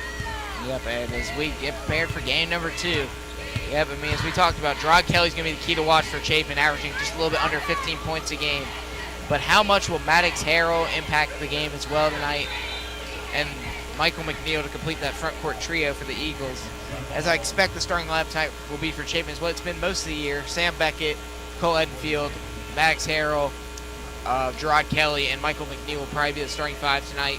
Could also see maybe Johnny Fisher interchanged in, or Henry Hagler, as he started when Beckett was hurt earlier in the year. But now that Beckett's back healthy, I would assume he would take the starting role tonight.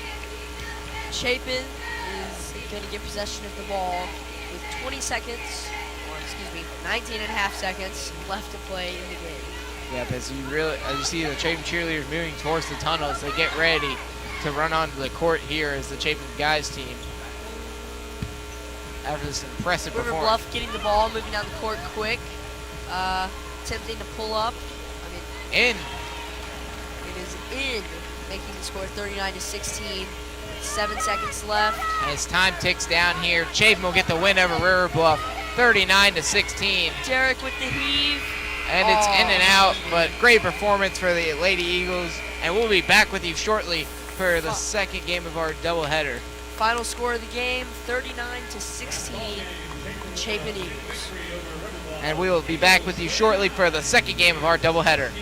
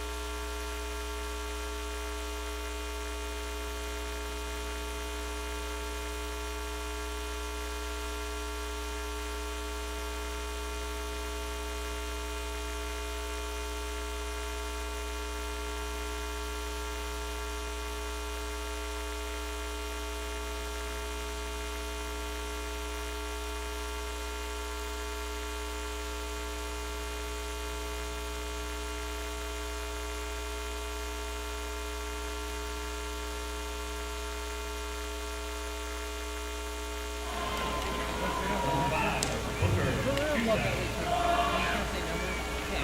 Because they didn't put on Number 22, Andrew Robinson. Head coach, Ben Lee. Or you can be made clear by that. Yeah, I'll try to make clear by that. Alright, here we go. And now, the starting lineup for your Chapin Eagles. Number 11, a senior, Sam Bucket. Number 12, a senior, Cole Redfield. Number 20, a junior, Maddox Harrell. A senior. And welcome back to game number 2 of our doubleheader as the Chapin boys take on the River Bluff boys. And I'm Pearson Wiley, joined by Mr. Student Body President Giovanni Paul Macaluso. Thank you, Pearson. It's good to be here. And also joined by Mr. Joe over here on the end.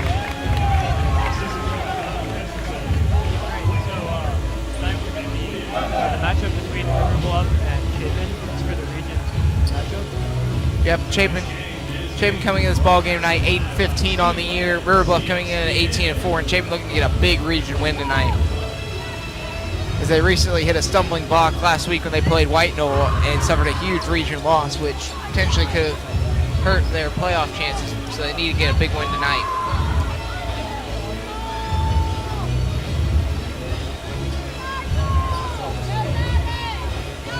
And the starting lineup tonight for the Eagles, number 11, Sam Beckett, number 12, Cole Edenfield, number 20, Maddox Harrell, number 23, Michael McNeil, and number 30, Gerard Kelly. Gio, how ready are you to watch Chapin take on River Bluff? It's going to be a good game. River Bluff's looking like they're going to be a good team. I mean, obviously the record shows it. 18-4 is pretty impressive. We'll see if Chapin can pull out the upset right here. We just got to play our game and we'll be all right. Joe, what are your thoughts before this game? I think it looks like a pretty good matchup. Could be a pretty good game. We're going to see how it all works out with our last home game of the season. Yep. Max Harrell take it. Kelly makes the first basket of the ball game. Gerard Kelly, who came to this ball game averaging a little bit under 15 points a game on the year. And he's been just very impressive all year for the Eagles. It is good to notice out that Gerard Kelly was nominated for the North-South All-Star game. And also as a region team selection too, so. Very proud of him. He's had a great season.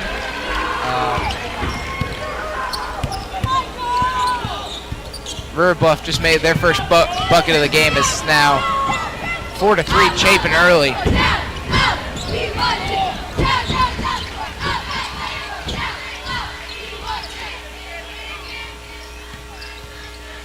Beckett will take it, shoots a hook shot off the mark. Rebound by River Bluff. Number 1 takes it down the court for the Gators. Beckett on him. Kicks it over to number 33 in the corner. Shot up and good for the Gators. It's now 5-2 River Bluff early in this ball game. As you see the height of the Gators, every player looks like out on River Bluff are over 6 feet tall. Which potentially could cause some matchup problems, especially with Sam Beckett and Cole Edenfield not having the height of the 2 starting guards for the Gators.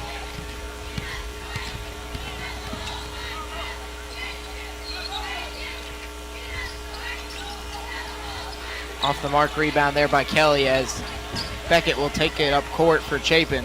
You gotta get past half court so you don't get a turnover there.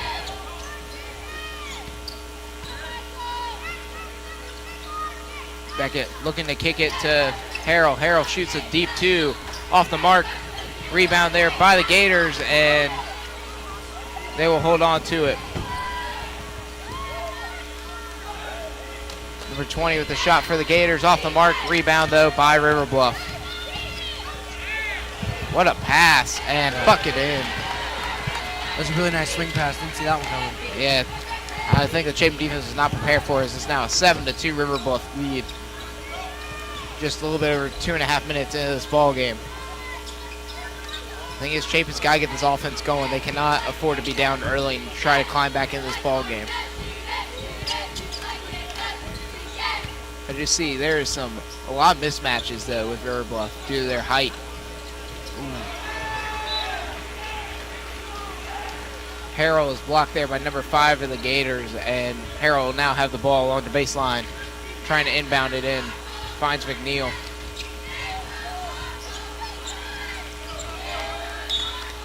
It's good defense by number 5 for River Bluff. And number 5 has been the defensive anchor so far tonight for the Gators. Looks like he's talking a little bit of smack there to Gerard Kelly. Harrell passes the ball in. Finds McNeil. Harrell tries to find Kelly, but stolen again by number 5. It was a risky pass. I didn't think he should have made it, but You know Coach Snellgrove's not going to be happy with that pass. no. Three-pointer on the way, off the mark. Off the mark. Good rebound by Kelly. And Kicks now it over to Edenfield. Cole Edenfield take it up court. Tries to drive. Passes it over to Kelly again. Kicks it to McNeil. Edenfield has the ball back, finds Beckett. Beckett up in between half court and the three-point line.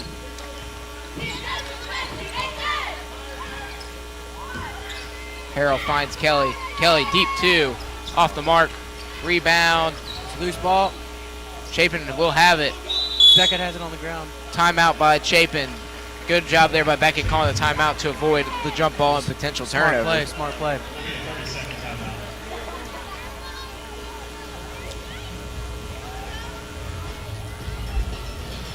But early in this ball game, I think the problem so far for Chapin is trying to take advantage offensively so far.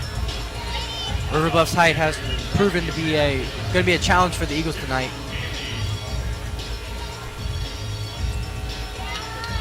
And we're going to have to get a little bit smarter with our passes. Yeah, I think they've got to be smart, not risk turnovers, because you know River Bluff's going to take advantage of turnovers all night. Especially with the height advantage, we can't really try to pass it over. We've got to do more bounce passes and pump fakes. The thing we usually talk about Chapin is how they usually have a height advantage due to both having Maddox Harrell and Michael McNeil, but tonight you're seeing the real height of River Bluff show. Harrell kicks it into Beckett. Ball will stay with Chapin as number 3 for River Bluff. Try to get a steal, and number 2 and number 22 on for River Bluff is the heights look a little bit better now, but still number 2 looks like he's right around 6'2", and Harrell on the inbound, kicks it to Beckett again. Beckett swings it over to Edenfield. Edenfield to Kelly. Kelly's driving. he's fouled and one. Good and one there for Gerard Kelly. So he'll go to the line to try to complete the three-point play. Kelly's second basket of the ball game, and now it's 7-4 River Bluff over Chapin. That was a good play by Kelly. Yeah, I mean, that's where you see that all-region talent and the nomination to the North-South All-Star game right there showing. And as I talked about at the start of the game, averages just under 15 points a game on the year, and he's been really the star of this Chapin team this year. Kelly misses the free throw. Good rebound there by Enfield. Misses the putback. Rebound McNeil. Good putback there by McNeil. Really need those two. Yeah, good job though by Enfield to start though. I didn't expect him to get a rebound as he was the smallest man right now in, but Number 5 for River Bluff right there. Pulled up on a deep 3 and made it. that was huge for River Bluff. Then you get momentum back after allowing those 4 points down there. That was an impressive shot. Yeah, it was a deep one too. That was one of those NBA threes. Yeah, NBA, college, definitely. That makes it 10-6 River Bluff over Chapin. Shot off the mark there for Kelly. Out of bounds, but will stay with the Eagles. Harrell on the inbound. And number 10 on for the Gators, coming in for number 33. It's nice to see the height advantage for River Bluff is not as bad as it was to start off, but still. Harrell kicks it into Edenfield. Edenfield stuck in the corner. Kicks it back up to Harrell. Harrell looks like he wants to drive. Driving the baseline, goes up for it. Off the mark, rebound by McNeil, up and in. Michael McNeil, his second basket of the ball game. Now it's 10-8, River Bluff over Chapin. Another second chance basket too for Chapin. That's huge early in this ball game to get those second chance points.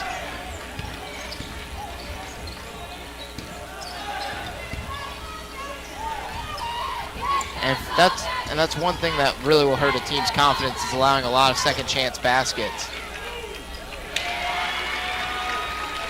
Bucket in though for the Gators as number 2 has scored the bucket. Now it's 12-8. River Bluff over Chapin.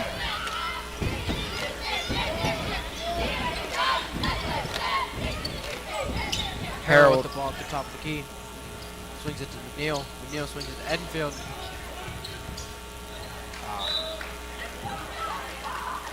The ball will go off Harrell as River Bluff will take back possession as number 3 checks back in the ball game for number 5 of River Bluff.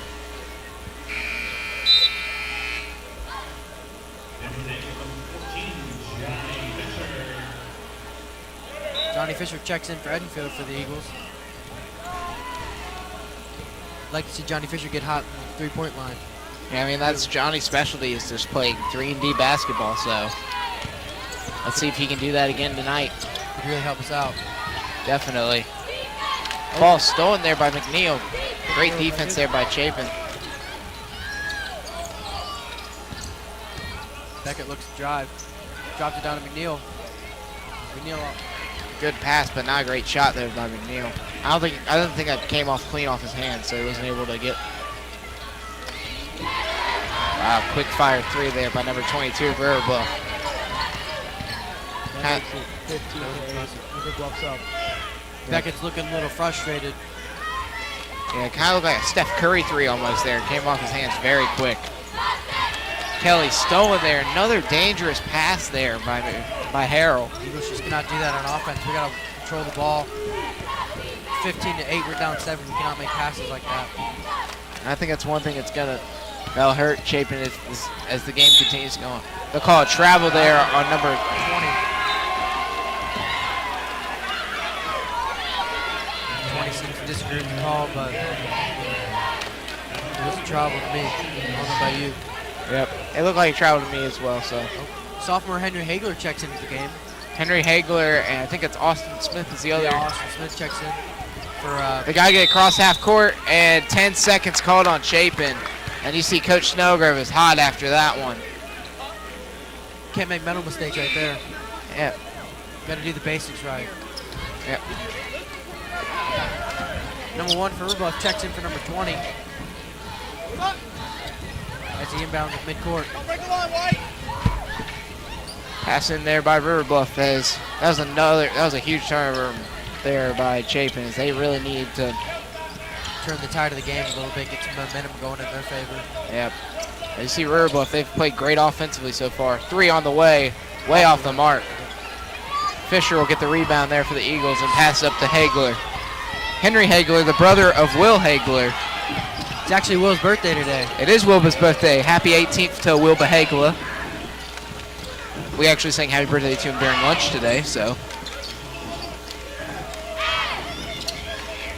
McNeil up top, swings it to Hens. Kicks it back out to McNeil. Goes back to Henry. To Fisher. To Smith. Back to McNeil. McNeil drives. Swings it to Johnny. Stolen there by River Bluff. I was kind of hoping Johnny would just catch and shoot that 3 he had. Ball will go off of River Bluff, and Chapin will have it with .8 left to go. So all Chapin really can do is just quickly throw up a prayer. River Bluff about hit that half-court shot. You got to make smarter passes like that. You just threw it up for grabs. And easily intercepted by number 10 for River Bluff. Put up a good fadeaway just off the rim. And early you're seeing so far has been the struggles offensively for Chapin. Kind of reminded me of how the girls team struggled in the first half of their game offensively.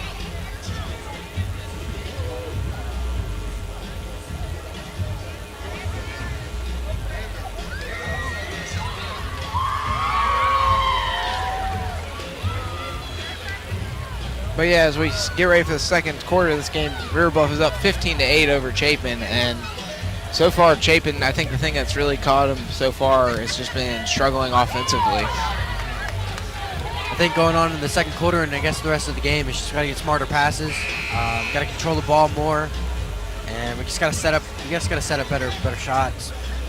I agree with that statement. Chapin just needs to play smarter basketball, because you know Coach Snellgrove's going to get hot if we keep making turnovers like that.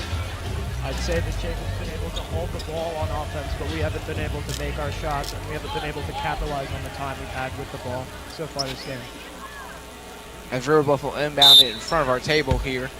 Number 1 for River Bluff inbounds with number 10. He's dribbling down half court. Picked up by Fisher.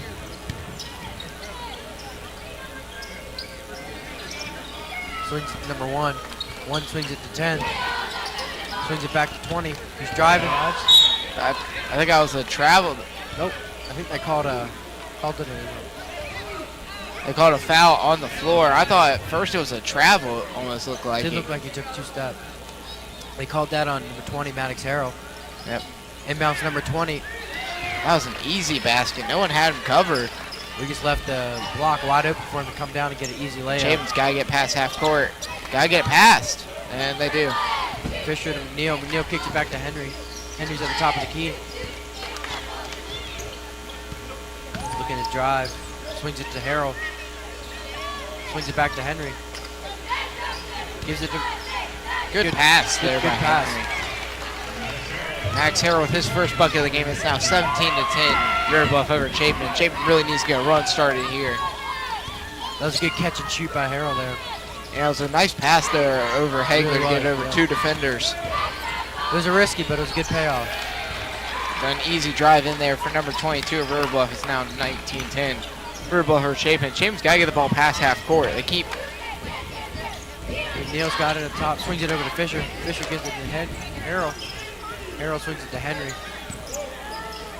Henry goes to Harrell. Harrell's looking to drive. He had a mismatch. Oh, they're going to call a foul. I believe that was a reaching penalty, did it not? It looked like a reaching foul on number 10 of River Bluff. Junior Jordan Thomas checks into the game for Johnny Fisher. Yep, Thomas will come in as now you see River Bluff's height taking advantage again. Number 5 comes back into the game for, I believe, number 10 went out. Yep, number 10 went out for River Bluff, and that's the thing is that Does give the Gators a little bit more of a height advantage. yeah, because number 10 was the smallest player on the court there for the time being, but now Thomas dribbles, swings it over to McNeil. McNeil swings it to Henry. Hagler passes it back to Thomas. Thomas passes it into Harrell. Harrell finds Hagler. Hagler off the mark. No foul called on player kind of shoving over Michael McNeil, but River Bluff will try to drive it up. Number 1 with the 3. Off the mark. Off the mark. Rebounded by number 3, River Bluff. Swings it over to 22. Brings it back out to 20. They're going to call a push foul on... It's going to be on... River Bluff's number 1. Yep, it'll be on number 1 of River Bluff. So Thomas will take it in for the Eagles. Yep, Thomas will... Underneath River Bluff's goal. Passes it into Hagler. Hagler passes it back to Thomas. Thomas dribble up the court, passes up to Harrell. We got to get past half court. Got to get past half court, and they do. There you do. Harrell's got the ball. Harrell's got a dribble he can use. There we go. Yeah. Don't want to hold the ball around. Yeah. Swings it to Thomas. Dribbles, passes to McNeil. McNeil drives. Goes up. Oh. A little too much on that one. Yeah, I think McNeil, wasn't able to get that one off cleanly and just put a little bit too much power behind it. 3-pointer on the way. In and out for the Gators.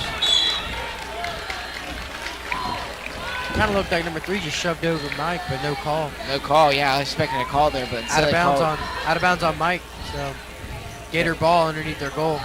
Yeah, I was surprised by the no call there, but inbound to number 5. 5 kicks it out to 22 for the 3. off the mark. Blocked it. Oh!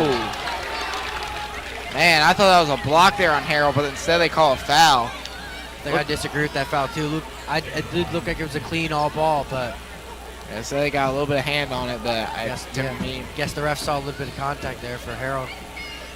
To me, it looked like it was all ball, but So number 3, 2 shots.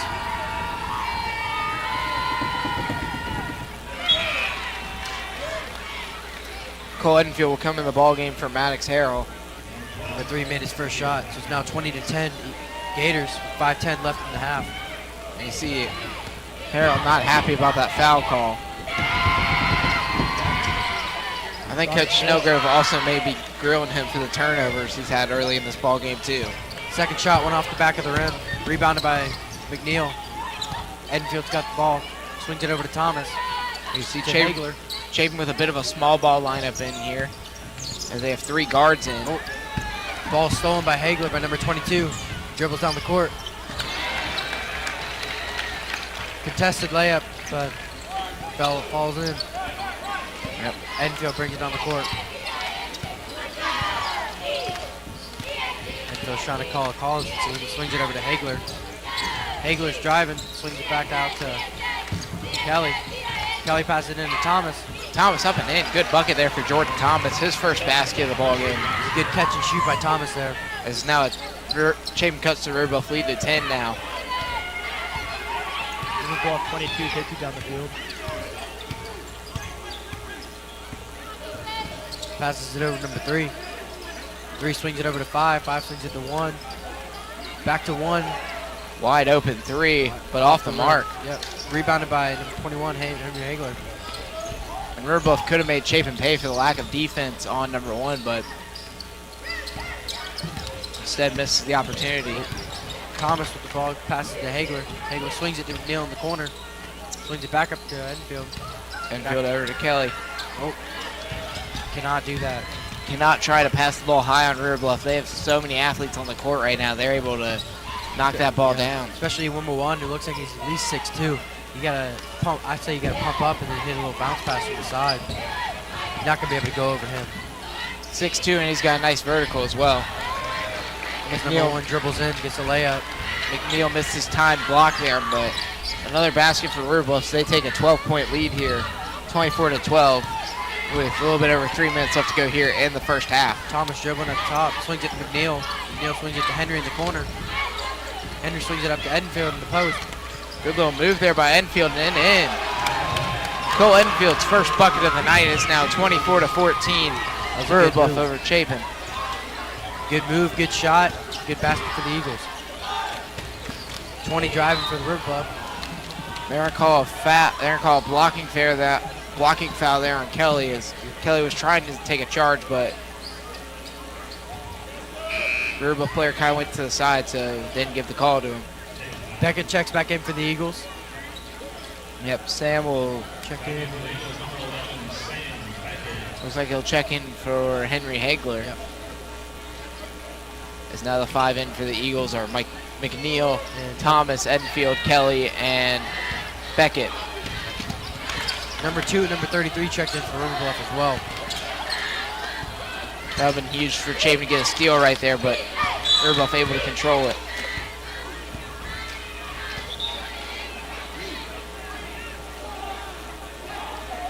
Got a double call on Sam Beckett and number 20 for River Bluff. Yeah, number 20's kind of been mouthing off almost, looks like, for River Bluff. Maybe getting a little bit too big of his britches. Kind of reminds me of the time of former Chapin High School basketball player Charlie LaRosa taking out Christian Brown. I do remember that. That was a good game last year. Yeah, The Eagles almost upset LR last year. Yep. Number 1's looking to drive for River Bluff, swings it to number 5. Number 5 shoots it over the goal. Yep. Number 5 wanting a foul and didn't get it. He is not happy. And you see River Bluff, the Chapin fans kind of inciting the River Bluff players right now, maybe trying to get them off their A game. I think that's a good strategy here for the It does seem like student the section. Gators have taken off a little bit of their half-court press. Gotta get it past half court. They do. Risky pass. Ball stolen there. Another risky pass.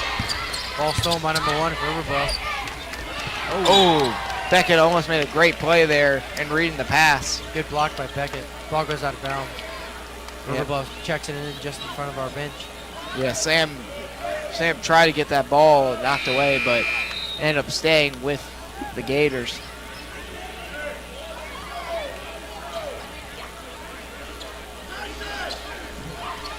Number 1 will check it in for the Gators. Passes in to number 20. 20 with the post move. Makes his jump shot, brings the lead to 26-14. Sam Beckett dribbles on court. Oh, Beckett seems to be a little frustrated with this pass. Threw it just a little too high for Jordan. Ball goes out of bounds, River Bluff's ball. And Hagler will check in here for Jordan Thomas. And Chapin's really got to get its offense going. They do not want to be down by double digits at the half. You can see the frustration in the players' faces. And you know Coach Snellgrove, he's going to be at half. You know he's going to be talking about the turnover so far and how it's cost Chapin early in this ball game. Beckett looks to draw a charge. No call. Yeah. Basket's good for River Bluff. Brings our lead to 28-14. Yeah, looked like it was a charge, but no call. Hagler dribbles, passes it to Edenfield. Edenfield to McNeil. McNeil back to Edenfield. Shot is blocked by River Bluff 14. Edenfield with the three. Off the mark, rebound by number 1 of River Bluff. Swings it to number 10. 10 swings it to 20 for River Bluff. Swings it back out to 1. Swings it to 30, 33. What a block there by, oh, they're going to call a foul? Looked like that was a block, but they call a foul instead. Are they calling it on McNeil or are they calling it on Beckett? Foul is on McNeil, 23. Yeah, I think Beckett had a block, but Yeah. instead they call a foul on McNeil.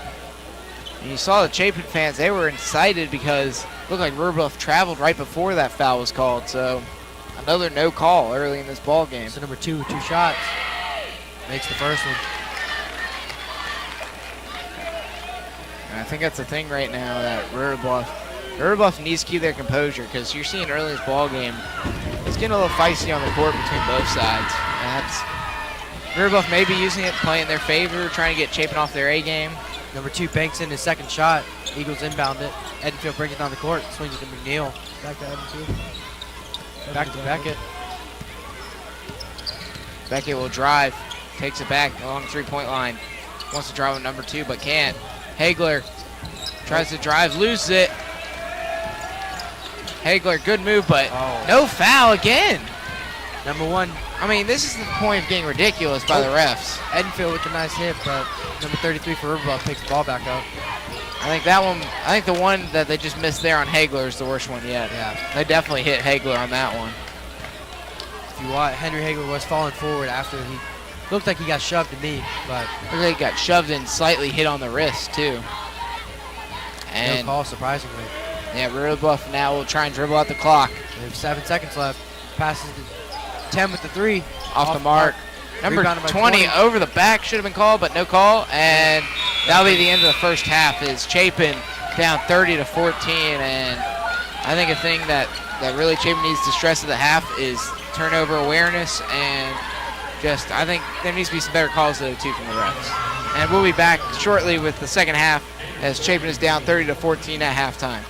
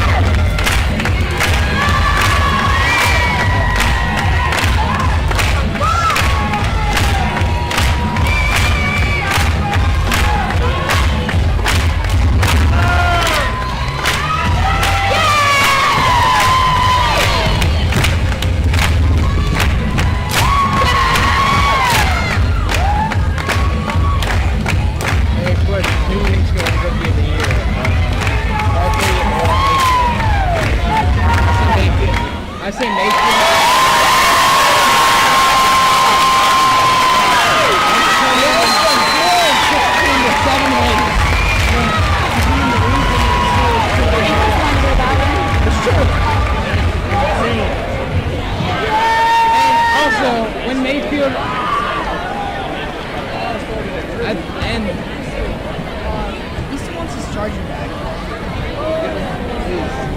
is he leaving? He just told me he wanted me to come get it because he's afraid you're going to rip his head off.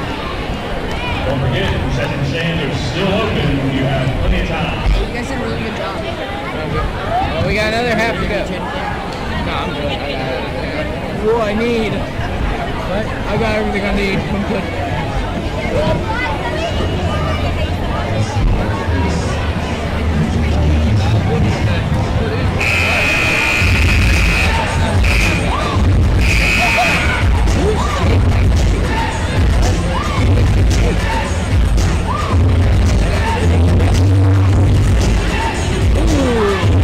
Where's Mason?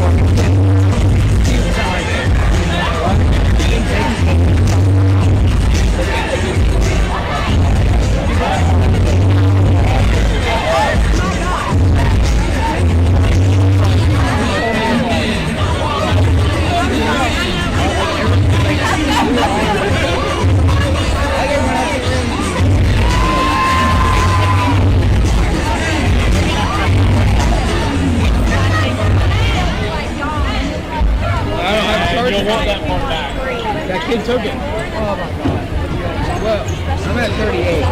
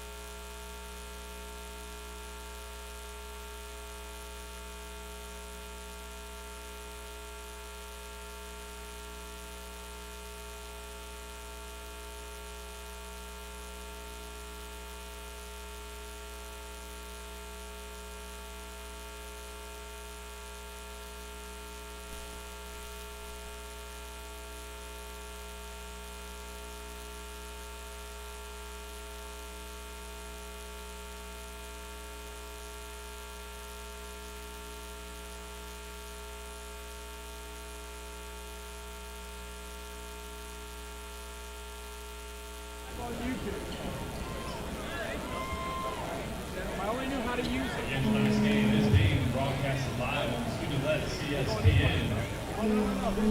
You can tune into various Chapin Eagles sports on their YouTube channel. Welcome back, everybody. We should kick off the second half. We got 30-14 Gators lead. I'm joined tonight by Tom. How do you pronounce it?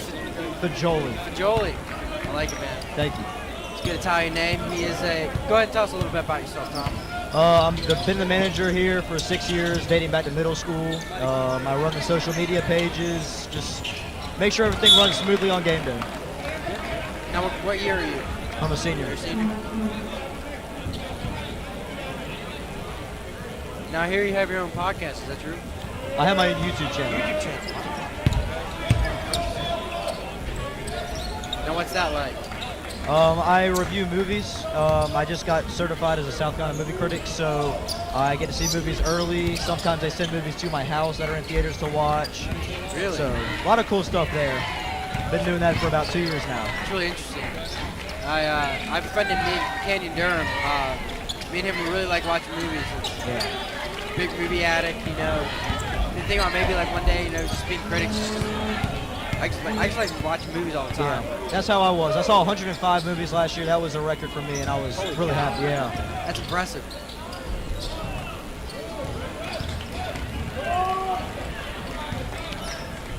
The Gators with the ball. Swings it 22 with 3. Just off the mark. Rebounded by Harrell.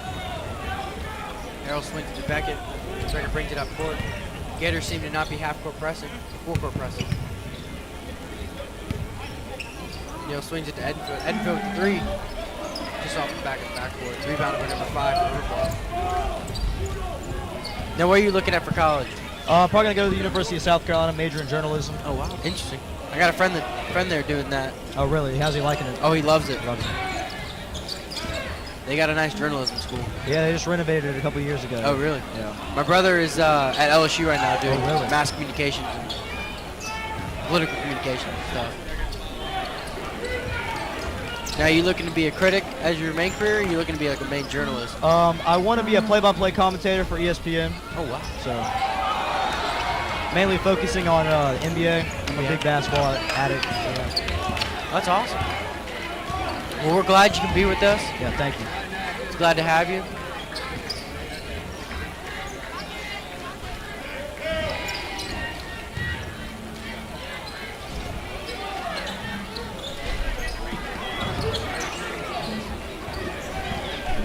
One for River Bluff with the ball. Swings it to 22. 22 swings it to 3. 3 to 5.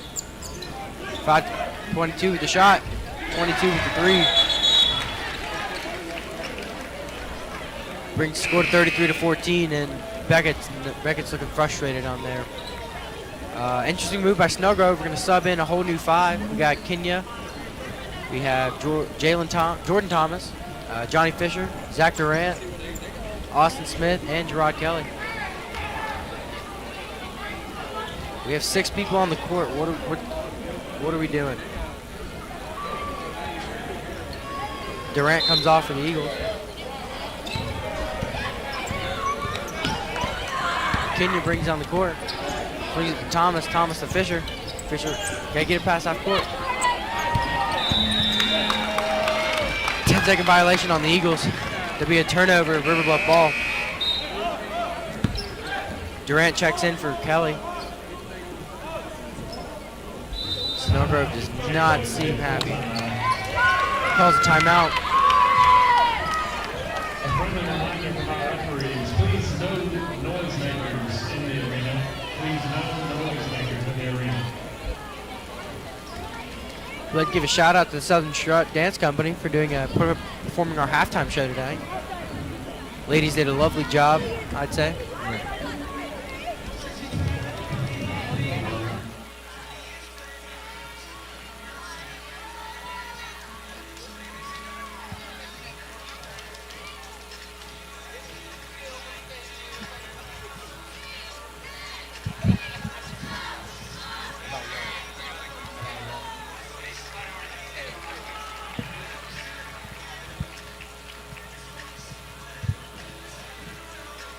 Now, Tom, what are your thoughts on River Bluff's performance this year for basketball?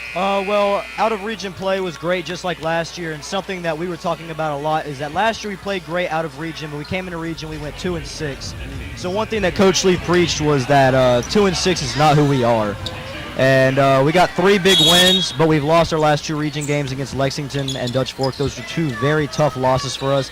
Lexington being our rival, they're undefeated. We really wanted to spoil that in their stadium, in their gym. And it just didn't go our way that night at all. Dutch Fork, we just looked flat, and they looked like they wanted to win that game more than we did, and it really showed. Now, what's your outlook for playoffs? We're hoping for a home playoff game this year. We're right now deadlocked with Dutch Fork in the region, so if they beat Irmo tonight, we'll still be tied, and we'll have to have a head-to-head matchup at the end of the season. If Irmo wins that, we'll own the tiebreaker, and that would give us a home playoff game. We just don't want to travel like we did last year. Last year we went to Conway, and we got smacked. Really? And we just don't want that to happen again. Yeah. We got a great team here. We were just ranked 5th in the state, so hopefully we can make a deep run. Yeah. A home playoff game would really go far for that. Yes, it would. It's evident in most sports. I mean, Yes. It's just a different when you're playing in your home court. Yeah, so we would Defending your really turf. love to play Berkeley at home. They beat our football team, who had a surprisingly really great season this year. We would love to get that win for them and just to finally get a playoff game, a playoff win for River Bluff basketball. I will say, being on the other side of the field in that football game, y'all had a good team this year. Yeah. What was his name? Braden Walker. Braden Walker, yes, He's best a- running back in the state. He's an impressive running back, Yes. that man. I mean, he's not the biggest of guys, but he can run the ball. Yes, he can. And the guys just bounce off Yeah. of him. It's ridiculous. I'm really impressed. Our defense had trouble stopping him. He had how many yards? He had 400, 500 all-purpose yards. I mean, he averaged like 325 all-purpose yards per game, which is holy, ridiculous. That's insane.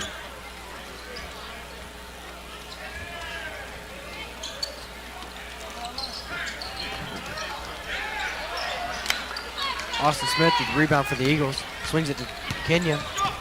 Kenya swings it down to Zach Durant. Durant with the travel. Kush Snowgrove subs in the new 5. We got Edenfield, we got Beckett, McNeil, Harrell, and Kelly all coming back out. We got 4:07 left in the third. River Bluff with a 23-point lead.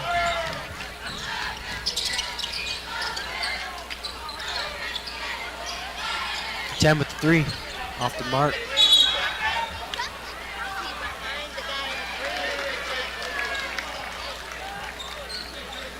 Eagle ball. Harrell inbounds to Edenfield.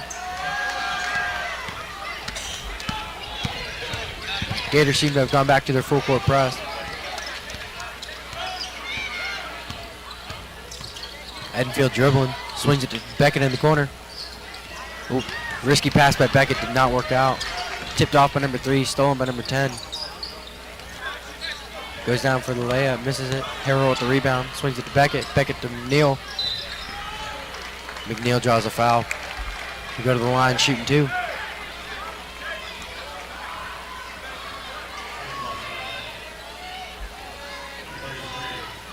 Foul was on number 33 for River Bluff.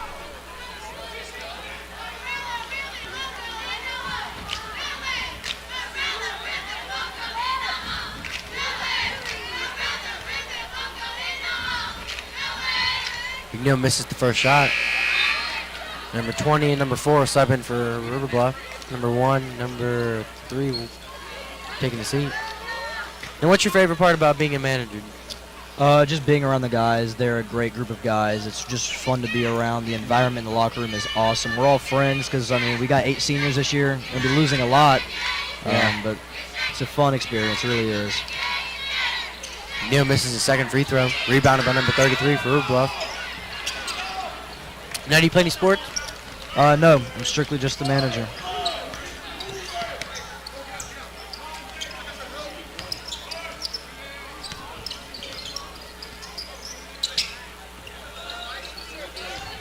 Number 20 for River Bluff, the ball, swings it to 33. 33 looking to drive the baseline. Swings it out to 10. Oop. 20 drives in. Rebounded by Harrell. Beckett dribbling on the court. Beckett's intended bounce pass for Kelly was intercepted by number 33.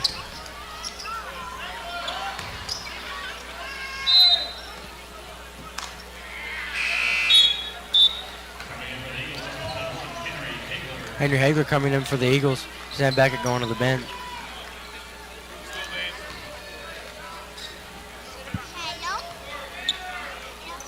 Harrell's bringing up the ball.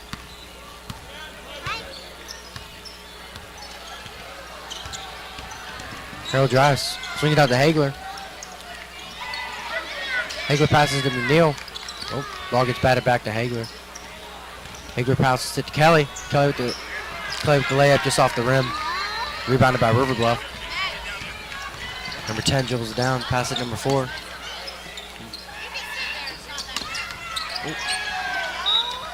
Edenfield tried to break up a pass. Ball goes out on him. It'd be River Bluff's ball. Questionable call there. Very questionable.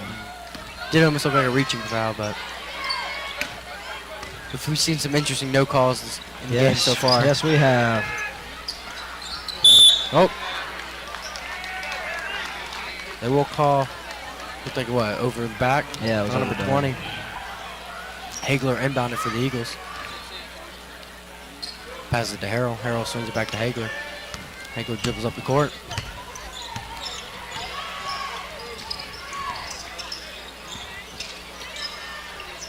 McNeil with the jumper. That's good for 2 points for the Eagles. Brings the score to 37-16 with a minute and 43 left in the third quarter. Now I take it you're a Carolina fan. I'm actually a Duke basketball fan. A Duke fan. What are your thoughts on Duke's season so far this year? I've honestly been a little bit disappointed. I came in there with very, very, very high expectations. I'm not a big R.J. Barrett fan. The few games that we've lost this year, he's taken very questionable shots. I mean, against Syracuse, he went 8 of 29, and I just think that's inexcusable for any player at any level, especially to be called the best player in the nation. I don't see it. I think Zion's played great. Watching Zion, I mean, for only a freshman, the stuff he's doing, Yeah. it's impressive. His stat line, Oh, yeah. But I wouldn't be surprised if Duke ends up getting upset in the March Madness this year. They haven't played up to par yet. And they're all very young, and they have those freshman games where they all look like freshmen, and I could see that happening in March. now I'm a LSU fan myself, so I'd like to say we're doing a lot better, doing better Yeah. than I doing. Will Wade's really turned around the program. Yes, he has. So I don't know how he did it, but he recruited just 2 5-stars and 1 4-star. And Tremont Waters, man, Oh, yeah. he's been having a great season for Yes, us. he has. I was actually at the LSU South Carolina game. Oh, really? Yeah. That was a good game for LSU. Yeah, it was. Not a good one for Carolina. I was also at the South Carolina-Tennessee game the other night. Oh, really? It was a great environment, but Tennessee came in there and shut them up. Tennessee is my pick to win the national championship this Really? year so far. I mean, they've just been, How do they look in person compared to? Oh, they are great to watch. They're fun to watch. They look unstoppable. It's insane. Ooh. Harold goes up for the dunk. He shoved. He's hit from behind. Foul on number 5. 2. So I think he caught it. Wait. 5's the one that went up with them. I wouldn't be surprised if they called it on 22. 5 was the one that went up with him, and the ref signaled 22 with the book. So interesting. Yeah. Harold 2 shots. Makes the first one. It's 40-19 now, with 20.7 seconds left in the third quarter. Kenyo check in for the Eagles. Cole Edenfield head to the bench.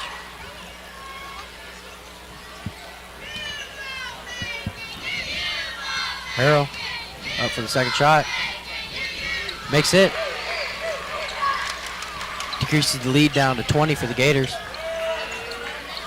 Now, what were your thoughts on Clemson this year for football? Oh my! I picked them to win the national championship. Really? Early in the year and playing Alabama, I picked them to win the national championship. Dabo, I wouldn't say is the greatest coach in the world, but he knows how to get the most out of his players. And I mean that was just a heck of a performance there in the national championship. Justin Ross, he's a heck of a wide receiver, and I mean he really showed it there in the biggest stage. For him being a freshman too, I was impressed. Oh yeah. I was a little disappointed in the Tigers this year. I think Texas A&M game, a couple calls got away from us. Yeah. We should have won that game. And Florida, we just came out. We just didn't show up. And I didn't really think Florida was that good of a team, to be honest with you. Yeah, I've heard a lot of people say that. Because I went to the friends and I drove down, went to the Carolina game that was at Florida this year. Gotta say the Swamp is it's an interesting stadium. I liked it. Yes, but it is. watching Florida in person, I didn't think they were that good this year. So I was really disappointed when we lost to them because if we would have handled Florida, we would have beaten Texas A&M. We would have been one loss to Alabama, and I think we would have had a shot for making the Final Four. Oh, yeah. I do think, though, that they need to extend it to 6. Kind of like what the NFL does. You got 6 on each side. And I think the top 2 get a bye. I think that would work. And 3 and 6 would play. And then 4 and 5 would play. I do believe that would be the next step, would be to extend it to at least 6. I would like to see 6. I think 8 is too much. 8 would be a lot, yeah. That'd be potentially 3 games for a player for a team to go to the championship and win. So I think 6 would be a good number.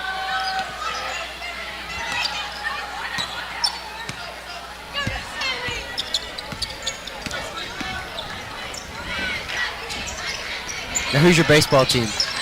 Duke or- I'm a Red Sox fan. Oh, White. I'm all Boston. And then when I first started watching basketball, I started watching Duke. So, I mean, I guess you could say I was a bandwagon, but I was 11 years old, and I just started watching them, and I just fell in love with the program. I love Coach K. He's a good coach. Yeah, but all pro sports teams, I'm all Boston. All Boston, really? Well, I bet you were excited about the Red Sox season last year. Oh, yeah, it was great. It was fun to watch. Excited for the Super Bowl on Sunday. Oh, yeah. Celtics aren't playing that good. Kyrie's had some comments. I'm not too worried. I think they play better without Kyrie anyway. I will say I'm boycotting the Super Bowl this year. Oh, really? Really? After that. I'm a Saints fan. Yeah. Really frustrating when watching that game. Oh, yeah. And y'all still had a chance to win it there in overtime, but just the game didn't need to go to overtime. As bad as our coach Sean Payton's play calling got, or as questionable as it got, I do think the no call and the pass interference was just terrible. That was horrible. I've never seen anything like that before. If the Rams do go on and win the Super Bowl, it'll be the biggest robbery in NFL history, maybe sports history. Because I do think, to be honest, I don't think the Rams can beat the Patriots. Oh, they're not going to. They're, in my opinion, I'm just saying, but I do think the only team that can beat the Patriots at this point is the Saints. It was the Saints. Yeah. Because I think our defense is a little bit better than the Rams. Tom Brady's a great quarterback, don't get me wrong. Yeah. But I think the Saints would have posed more of a challenge and more of a threat to Tom Brady. And then on offense, you got Alvin Kamara, you got Mark Ingram. 2 guys out of my fantasy team this year. And Mike Thomas, man. Oh, yeah. Oh, my gosh. The catches he made this year, oh, my gosh. Yeah. Now, I still think Drew Brees is my MVP. I think Mahomes is overrated. I think he'll have a bad season. Not bad. I think he's just going to have a decline next year. I think the only thing Mahomes has on Brees is just his stat line. Yeah. I saw the stats earlier today. It was like he had something about maybe a little over 5,000 yards passing and like 50-something touchdowns and 12 interceptions, I believe. It was 15. Drew Brees had 9. And then passing rating, Drew Brees had a much higher passer rating. And Brees did set the record for the completion percentage, which is really impressive. Yeah. But another thing is I do think the Saints offense is more high-powered than the Rams offense. Yeah. I don't really think the Patriots defense is all that good, to be honest with you. It's not. I love Stephon Gilmore, though. Oh, yeah, my score prediction is 31-17, New England. Yeah. I don't think we'll have any Tom Brady drama there at the end of the game. I don't think Tom Brady will have to. I think Tom Brady will just come out and play his game. I think they'll be all right. Yeah. I think Gronk's retiring, though. Comments he made the other day about getting injured. I think he'll retire, become an actor. Gronk is a very good player. He's just been so injury prone. Yeah.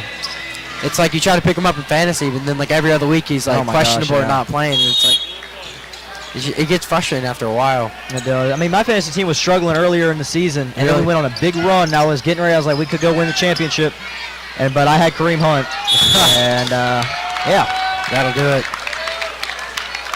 I won my fantasy championship last season, and coming into this year just wasn't where I wanted to be. Yeah. I drafted for the playoffs, and playoffs came around, and my team just didn't perform as I wanted them to. Yeah. My biggest Achilles heel was my running backs, man. Who was it? Well, I ended up with a late season trade-off to get Philip Lindsay. He turned out to be a good pickup, and then Mark Ingram. I had Mark Ingram. Struggle the first 4 weeks because I picked Mark knowing he'd be suspended, but team was really backboned by Drew Brees. Oh, and DeAndre Hopkins, of course. Yeah. He's an impressive man. Watching some of his games this year. Oh my gosh. Don't get me wrong, Deshaun Watson's a good quarterback, but all he has to do is put it within like a 12-yard radius of Deshaun, and then DeAndre will go out and catch that thing. Yep. Now I'm surprised to still see the starters in here. I'm surprised Coach Lee hasn't pulled him. Oh, never mind. Here we go. I got him. We're in the fourth quarter now. 5:15 left. Gators have a lead, 54-23. Eagles are just not playing good right now. We're getting frustrated. Hagler with the ticky-tack foul. It was much closer at River Bluff. A little bit of a scare there. You can just see the frustration on the Eagles. Yeah. Coach Snellgrove is not pleased with the way our performance. Yeah, I'm good friends with Sam Beckett, and he just has that look right now. He's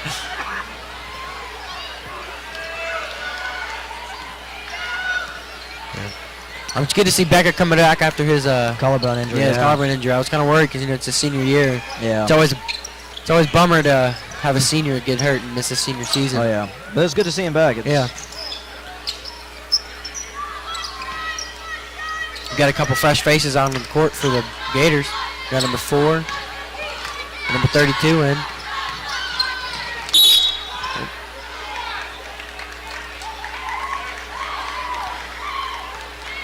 Now, have you seen all the new hype about the new Carolina football facilities?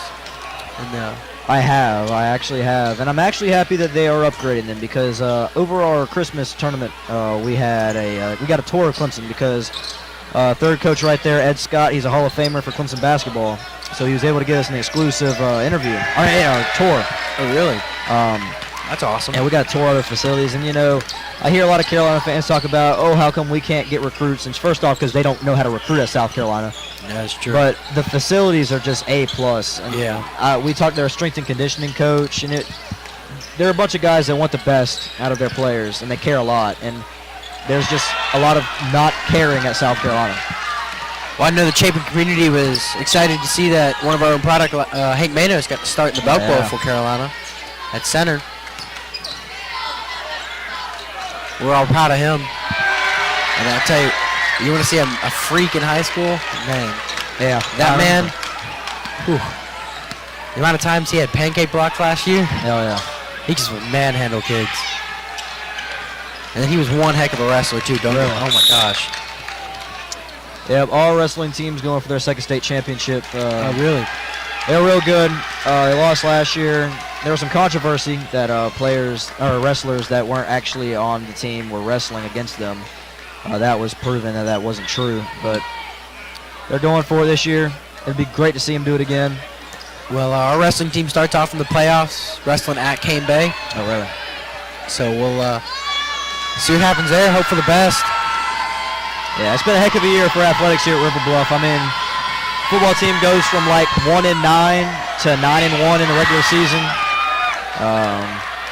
Wrestling's been huge. Basketball, we just set the school record for wins in the season. We've turned that program completely around. I'm really looking forward to baseball season. Oh, yeah. I also play baseball, and we're going to have a tough region this year. Oh, yeah. Because y'all got a good team.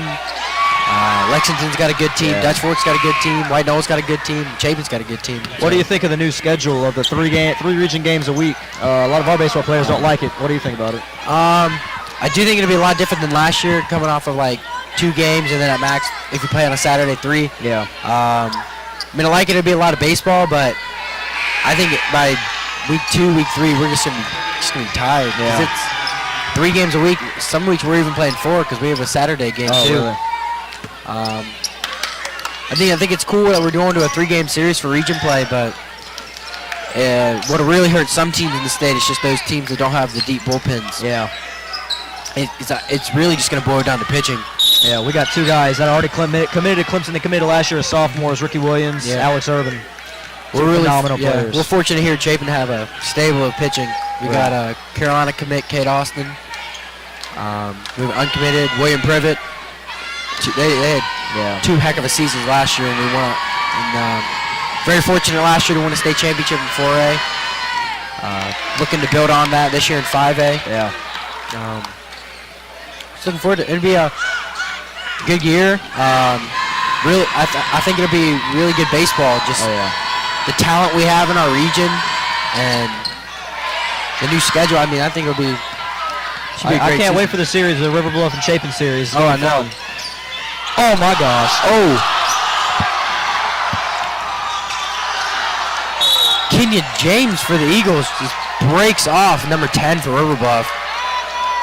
He's going to hear that on the bus ride home. Oh no, that is not good. That wasn't even close. Number 10 just went flying. Wow, that was a really impressive move by That was a Kenyon. heck of a move. Oh man. You don't see too many of those nowadays. No, you don't. Wow. Yeah, he's going to hear that one.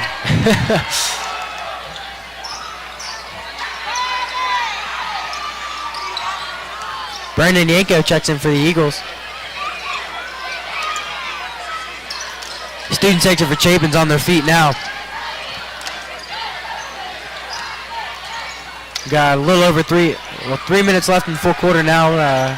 Gators lead 61-23.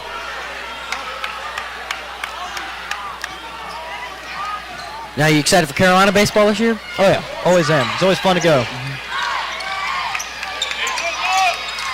I don't think they'll ever be as good as they were with Ray Tanner. Oh. Y'all were a good team that year. Yeah. River Bluff calls a timeout. It's just to get the subs in. Well, I hope we can, LSU can build upon what we had last year. It was kind of disappointing to see us lose to Florida in the championship, but we just didn't play our game. Hopefully Maneri can put us back on the right track, you know? Yeah.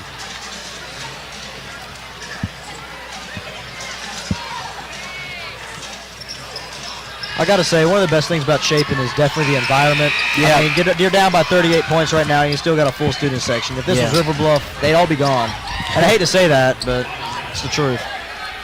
One of the great things I love about being at Chapin and being able to serve as a student body president here is just you come into Chapin, you walk in the hall, like it's just a different atmosphere and different environment.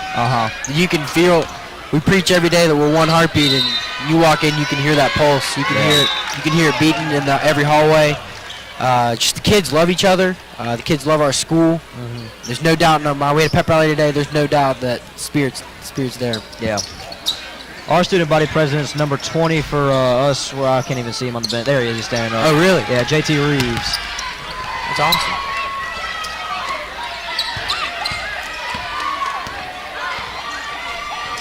I think, one bad thing about River Bluff, though, is that it's just so big that you don't really get that, like, family atmosphere like they have here at Chapin. And you see someone new every single day. It feels like you're in college. It is one of the unique things about living in Chapin. Is you always see like in the movies, like the small town, and it's really awesome being here in Chapin. I mean, we are growing. We're rapidly growing. Yeah. But we still got like that small down home feeling, and it's just nothing like you can ever. Yeah. That's gone. Imagine. That's gone in Lexington. We're growing so fast, and just they did a survey, or they did something. 125,000 cars come through Lexington every single day. Holy cow. Yeah, traffic is just terrible. I live on a road that's feeds into the school, and it sucks to get out of my driveway in the morning because I want to wait for somebody to let you out. Big difference in size. Cause Chapin, we only got 2 stoplights in Chapin. Oh, really?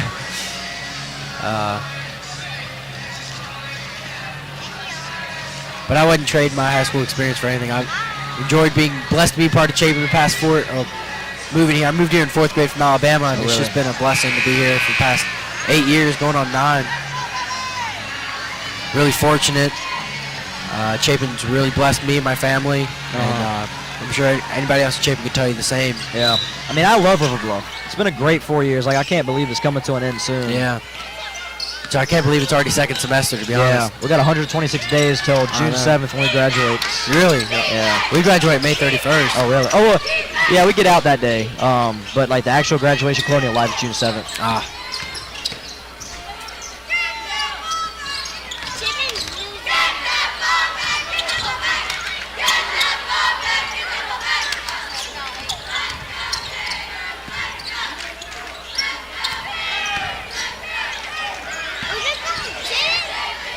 Got to shoot that, Hayden. There we go, Stills. Good shot by number 4 for River Bluff as he drains a 3.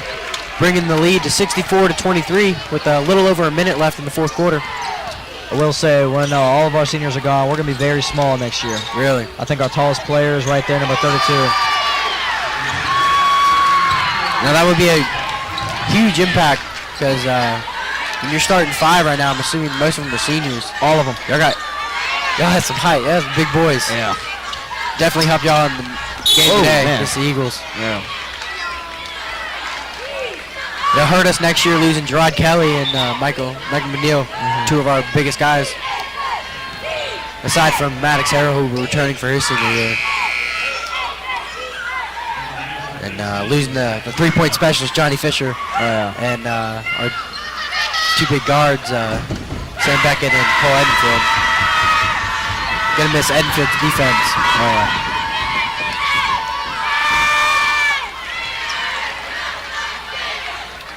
Got 43.7 seconds left here in the game. Gators lead by 40. Wow. It's a good bounce back win for us, though, after losing 2 straight region games. Struggled against Camden, which was surprising. Came out there, played with no energy. Yeah. We had it's a good bounce back win for us. And tough loss the other night to Pillion here at home. But another tough loss. Oh, going to be a tough loss for us tonight. Yep. We'll move to 19-4 on the season. Got 2 big ones against White Knoll, and then, of course, Lexington again on Thursday next week. Really? So.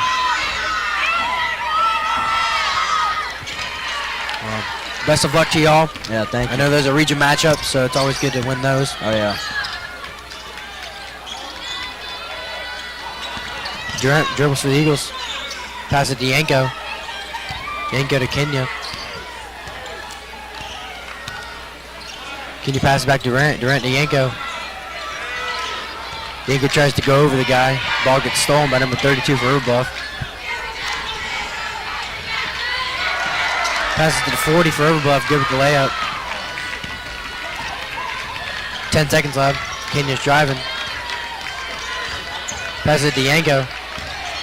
I don't understand why we're still playing hard on defense. That's... Yanko goes up for a layup, gets fouled with 0.9 seconds left in the game. Shooting 2. River Bluff leads 68-25. This will probably be the last couple shots of the game. Well, Tom, appreciate it, man. Yeah, thank you. Thank you for having me Had a on. pleasure talking to you this whole half. It's pretty cool what you do. Yeah, I didn't know you were actually a movie creator. That's awesome. Yeah, thank you. Thank you. I always have a love for movies. Yeah. And hopefully we can get something like this going on at River Bluff at some point. Really? Yeah. It's really been awesome to see where CSPN has taken off in the past couple of years. Yeah, I remember watching a couple years ago football game against Chapin on the network, so that was good. Yep. And that's your game. Gators win 68-26.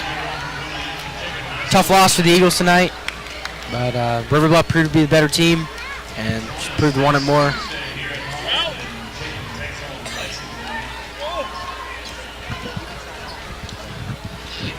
This is Giovanni Macaluso, and I'm Tom Fagioli. we're signing off for the Eagles. Y'all have a great night. Thank y'all for listening. And thank you, Tom. Yeah, you're welcome.